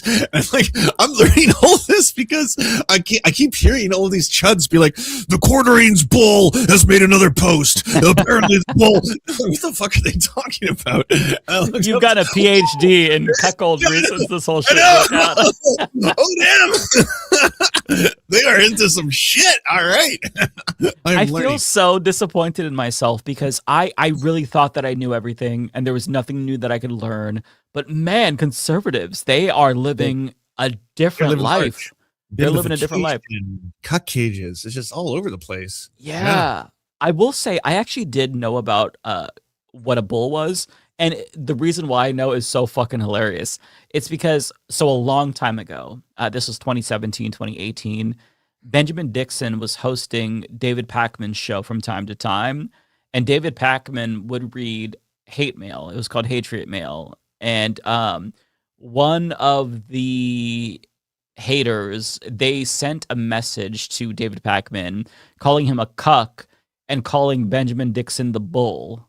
So they were insinuating that Benjamin Dixon was fucking David Pakman's wife. I don't even know if David Pakman was married at the time. But I looked at him like, what is the bull? Is that like a slur of some sort? And that's how I found out about cuckoldry. And then it was in the era when cuck was becoming part of the common nomenclature. So it's like, oh my God, this is a whole world. And I'm learning about I just thought cuck. I'm like, okay, cuck. Somebody let you let somebody fuck your wife. But there's bull. There's a whole lingo to it. There's a culture to it. Somebody says it's a subculture. It really is a subculture. There's a whole world out there. And I learned about it from the David Pakman show, Hatred Mail in particular, which is a weird way to learn about that. Yeah, it also, as other people are pointing out, it does oftentimes involve a lot of very, I would say, questionable racial elements, and how much of that is in the Quarterines personal arrangement, I do not know. I can't say. We don't have that information. Interesting. But shout out to reddit.com/r/the Quarterine is Nazi. They do a lot of very, very important work and good research over there. Good stuff. Good stuff. Yeah. Everybody go and watch Lance's coverage of this. We need this. No, watch Rebecca's. Rebecca's is funnier because I can tell she also learned about it by watching my video on it. Where she's like, I didn't think I have to say this sentence out loud, but apparently there's a phenomenon known as the cuckening. Oh my God. Oh my God. conservatives would be fine if we just gave them a reality show. If they didn't control policy or anything, just give them a reality show and like watch them through a cage. That would be okay. I would be okay with conservatives in that instance because they are entertaining, I've got to say. Bayphoto says, so all the Subway profits went to Mike's stomach. More olives, please. I mean, over the years, how many sandwiches did I steal working there for 5 years? It's really hard to say. I don't know. The statute of limitations has passed, just FYI. But I don't know, honestly. I will say I did not steal as much from them as they stole from me in wage theft. That's for damn sure. The amount of times I worked off the clock and not get breaks as a minor, by the way, because we would get reamed if we took up too much labor. It's crazy. So like they stole more from me than I stole in sandwiches from them and olives that I was giving to customers. Red Fire Blue Ice, thank you for being a member for 14 months. Capivara Eurocon, thank you for the 800 yen. Hi from Japan. Please talk about Lula's speech in Spain. Trump and his goons are already brewing an intervention to prevent Lula re-election. There's a follow-up to this saying they want to elect Bolsonaro's son. Oh, okay. See, I wasn't following this. I'll have to look into this because it wouldn't surprise me. Trump would like to install his goons in more Latin American countries for sure. I'll have to look into this.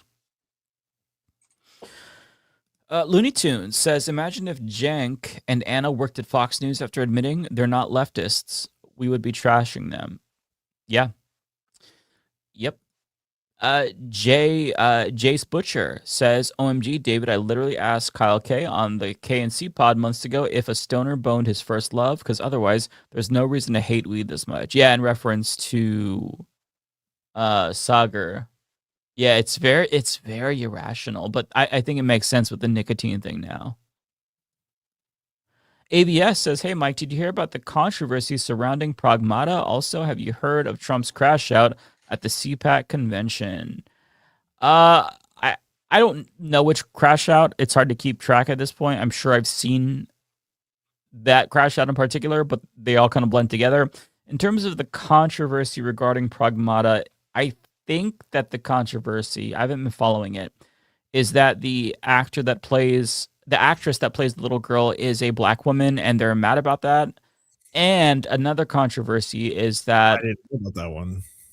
I know of the one where all of the misogynists and like the beards online are really mad. Or they're posting all this video about how the game naturally invokes women's maternal instincts and unlocks them. Oh, I've seen that too. And they're showing compilations of women playing the game and then cheering in the same parts that any human being cheers, because they're supposed to be sweethearted moments and like just genuinely happy moments in the game. But then they're making compilations of them, and then they'll be like the maternal instinct unlocked, or it'll be like their eggs are dropping, or things like that. And it's all just weird and fucked up and gross. Yeah, they can't just enjoy anything. They have to. I know. Be so fucking so strange.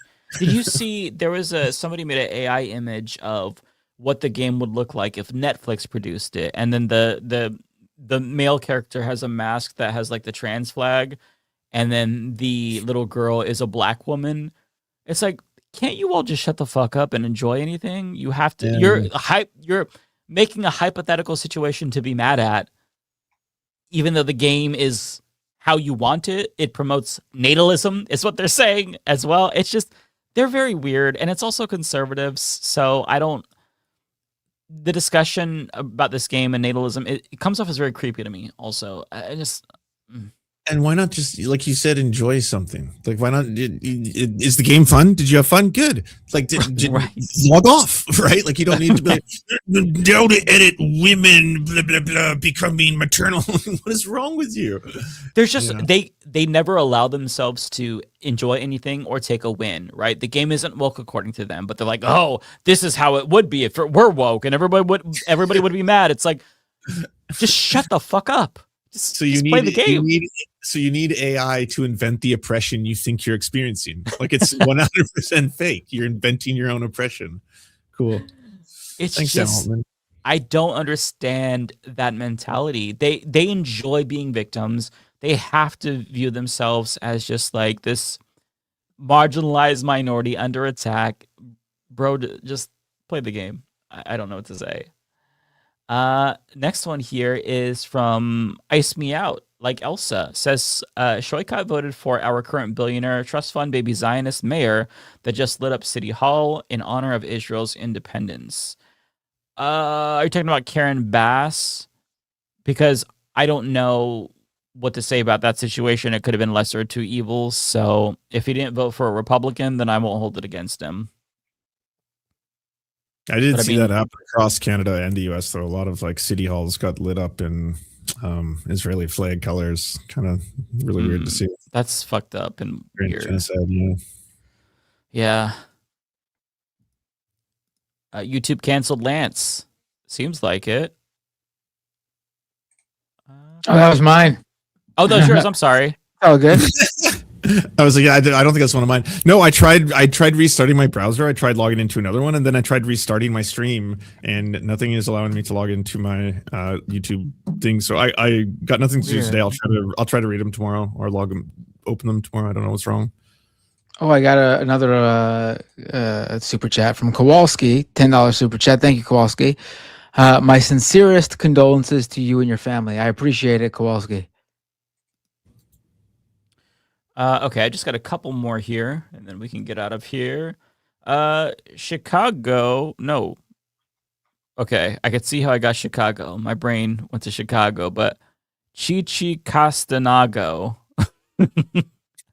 About your video of AOC, a lot of people disagreed with you when you said AOC doesn't owe us explanation. She is a public servant. Absolutely does. I think that that's a fair criticism of my take. I should have expounded upon that more. I meant like she doesn't owe us an explanation about like who she chooses to endorse. But I agree with the premise that she definitely owes us an explanation, generally speaking, on votes, on policy she's supporting. But I think that that's a fair critique of my video for sure. I didn't see the pushback though. Am I getting canceled? Should I crash out and attack the left now? Okay, Chris Corcoran says I miss Ariana, wanted her to end stream again. We miss her too. Her and Rebecca are both supposed to be back next week, so stay tuned.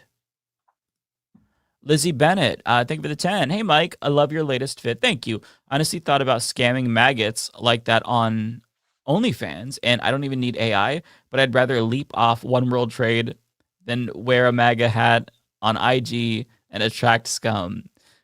Yeah, that was a really fun topic. I enjoyed that. I talked about the AI scammer who was getting maggots to like subscribe to the fan view of a fake model. That was a lot of fun. Kowalski says, didn't there used to be women on the show? Also, there a long time ago, Kowalski, there were women on the show indeed. Also, we're just trying to make sure that men get adequate representation. Okay, so we're shelving the women. They're on the bench. We'll bring them back at some point in time.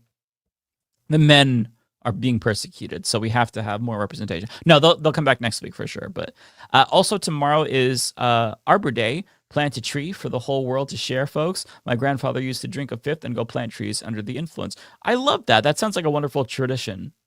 That's a good idea. Anupam says, so McMorrow is plus or minus 0.5% against ours. El Cid is minus 3.5% on average. Okay, I see. Thank you for the update. I'll have to look into that. Because, yeah, I think that is a concern, something that he'll want to address. I think that whoever wins probably has a pretty good shot at beating the Republican. But, yeah, it's something to keep in mind. Lizzie Bennett. Oh, this is for you, Matt.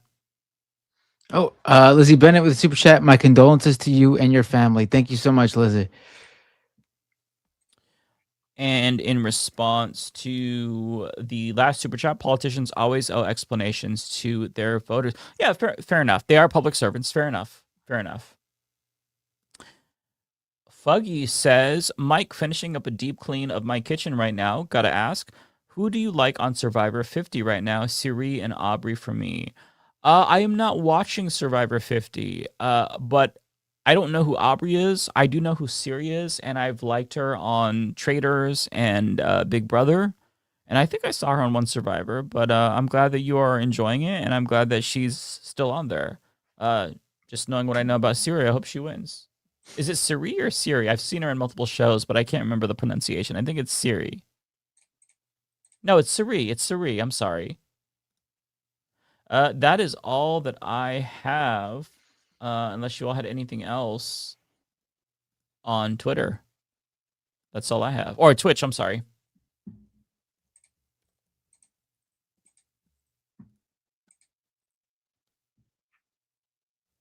Oh shit! No. Oh wait. Philosopher King. Oh, okay. Weird spelling though. It's spelled like Philosopher King. Subscriber Prime. Thank you so much, Philosopher King. Who do we want to raid on Twitch? Let's take a look.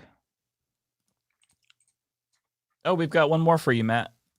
Oh, Omega Shenron Dragon with a super chat. Welcome back, Matt. My condolences to you and yours. Your dad was a good man, and he was cool to talk to. See you, Lance. Your dad was a good man, and he was cool to talk to. You clearly got all that from him. I'll always remember talking with him at the shows. Thank you so much, Omega. I appreciate it. And I remember a few of those times. You, Ola, Omega Shenron Dragon, myself, and my dad at those. One was the Scam Economy live show that I did. And then the Majority Report live shows, those were good times. I appreciate it. I remember them very well. Thank you. Oh, you got a couple more. Oh. Or I got one. These are both for me. Okay. Hideous Lemon. Any idea if when Mike from PA is going to be on? He'll be on in a coming episode probably. I know that Lance is going to miss the next 2 weeks. So we'll try to get I'll try to reach out. I'll try to remember to reach out to Mike and bring him on then. And raid GNN, please. Okay. All right. Yeah, Lance was muted towards the end, everybody. I'm sorry. It says invalid username. Can you put it in the chat? Is it just GNN? Isn't that Galaxy News Network or something like that? Oh, is that what it is? Okay. Oh, Galactic Stream. Galactic Stream Lord. Okay, yeah. Well. Oh, I see it. Yeah, we could raid them. Why not? Right? Yeah. All right. Well, everybody, it was so nice to see you all. Matt, yep, wonderful to have you back, of course. Thank you, and once again, I want to thank everyone for their kind words. I really appreciate it. My dad was a regular in these stream chats, so it's gonna be different for me for a little bit. I saw some people mention how they noticed that I was quieter than usual over the past few weeks, and I guess I was without realizing. It's been a rough couple of months because that's when this all started, just suddenly. But I really appreciate it, and I'll be here. Yeah.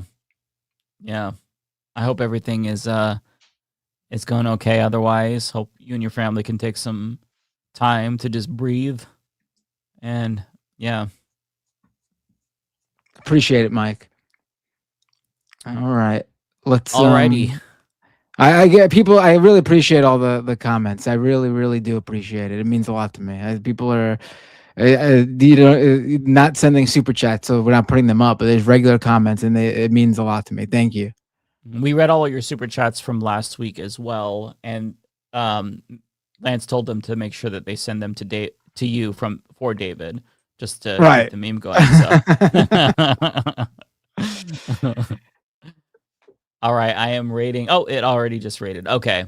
Oh, I got to do it. All right, hold on. Let me do it. Hold on before we end the stream. I don't want to mess it up because I got a lot of people. Because Lance rated me with his. Okay, I only have 13, so or 17, not the Not the biggest. All right, I'm hitting that raid button now. All right, everyone. See you all next week. Take care, everybody.